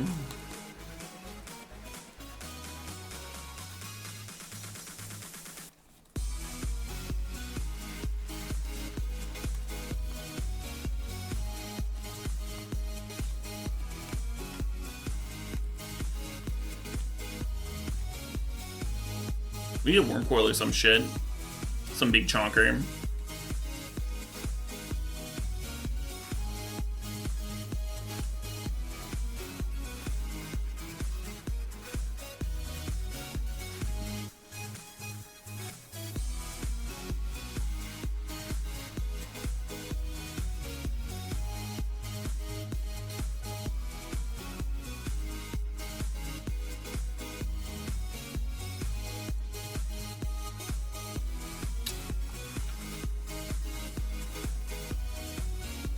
Great card. Not what I was looking for.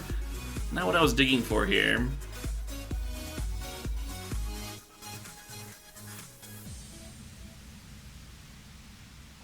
Has Moto coexisted with Mana Burn? What an interesting question. I have no idea. No, right? The first set was like Invasion. When did Mana Burn go away? Ulting. Did I just have a win? 6 plus 5 is 11. Oh, yeah. Yeah, they do. Oh, well met.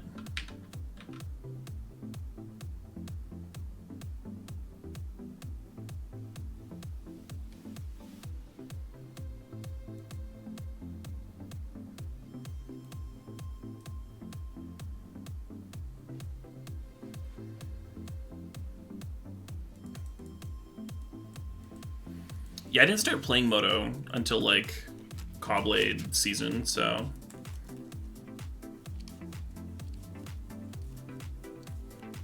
Skipped all that.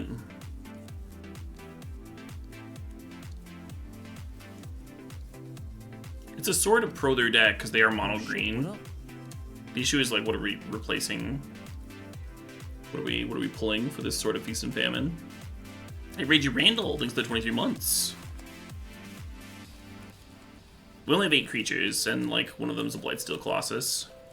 But I guess Karn can downtick. We could cut Smokestack. Smokestack is better on the play, but it's still not at its best against the Vorinclex stack. It's a valid one to cut.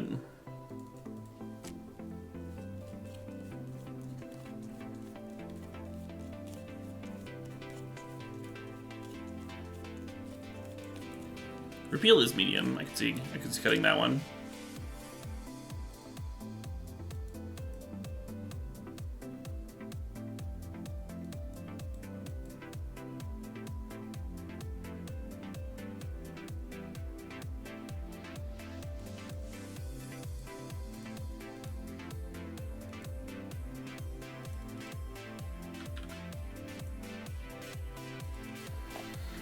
And then next turn we can Thran Dynamo into Karn.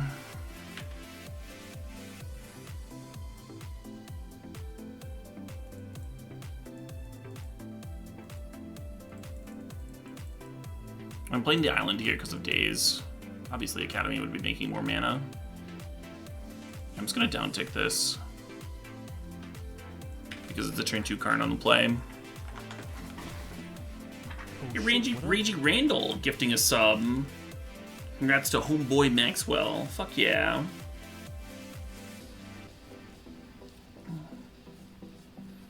Melissa here with the exact date that Moto was released. I'm fine with Nissa, huh?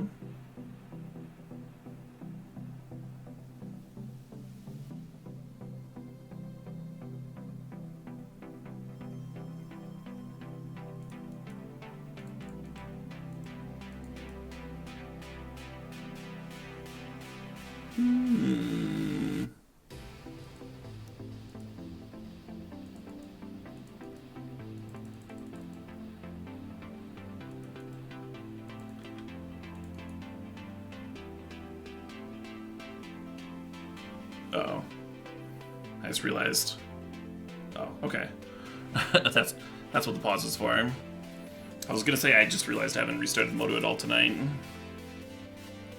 Well, that draw worked out a lot better than the first one, huh?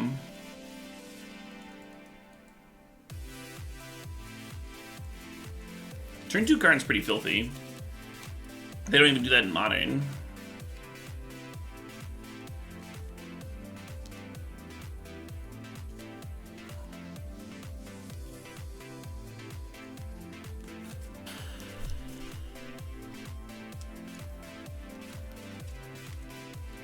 I'm not sure about this hand. I've been in the habit of keeping hands that have Ancient Tomb or Workshops because there's like only one of each.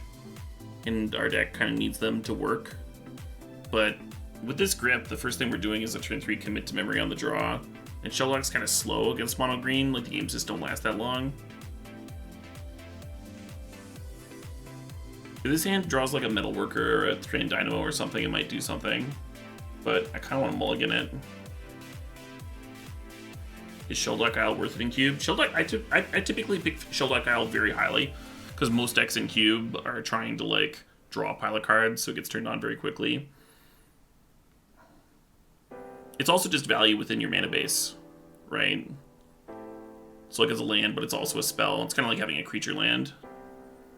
Obviously, it's better in decks that have like Eldrazi, you know, something that wins the game if you get to cheat it out. But it's good everywhere. Yeah, I think I'm gonna mull this. It's really close. No. Okay.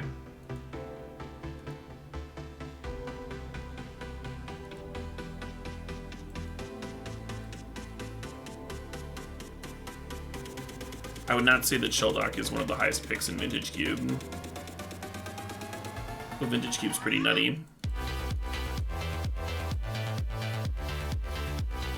I'm happy getting Shelldock like 4th or 5th pick. Oh shit, what up? No?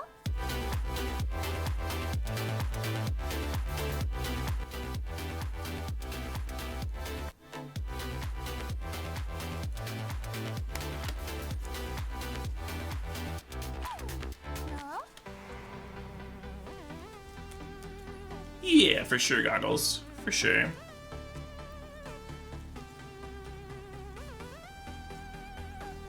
It's definitely on the side of card I'll pick fairly highly and definitely want in all my decks.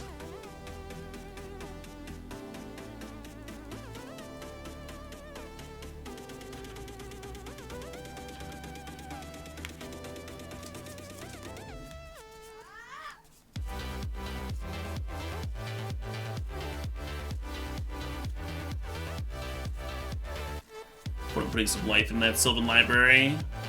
Getting some value out of it. This is game 3, right? I guess I could check the overlay. Yeah, game 3. Game 3, and this is the finals. God, it all comes down to this. I shouldn't have checked. I'm not doing another draft after this one. I'll probably do a draft for future me, but then just like not play any games.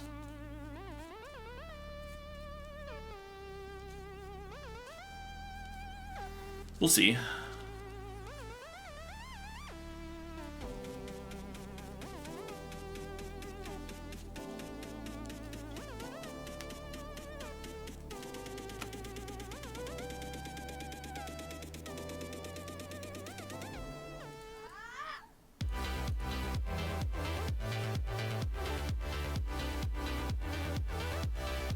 I can't beat either of these cards. Just not even close. You know the one way we could win this game is if I drew Mindslaver.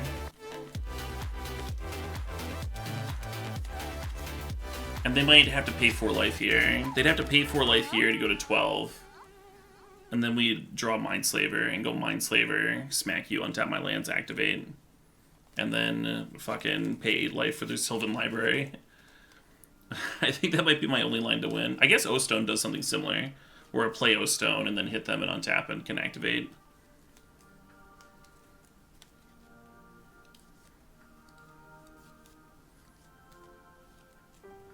That's a 2 in 32 chance. Right there. 1 in 16.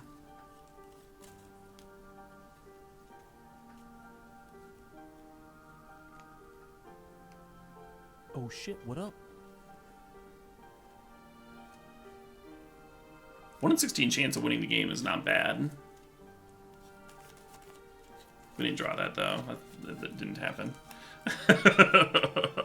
Hey Duffy, thanks for the 2 months. Don't tell you the odds. I mean, 1 in 16 chance is pretty bad, but you know, when it's looking hopeless, you cling to anything. Something like a Wormcoil or whatnot, or like a Shops to get Battlesphere down, also could have gummed things up. Bought us some time. But yeah, we only have 6 mana. We're super dead.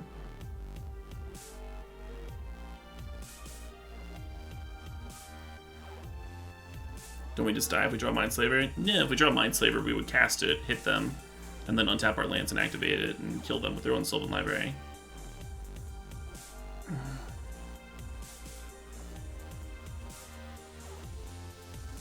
Yeah, we were drawing live at the end there, but we didn't quite get there. Oh well. Yeah, let's do a draft for future me.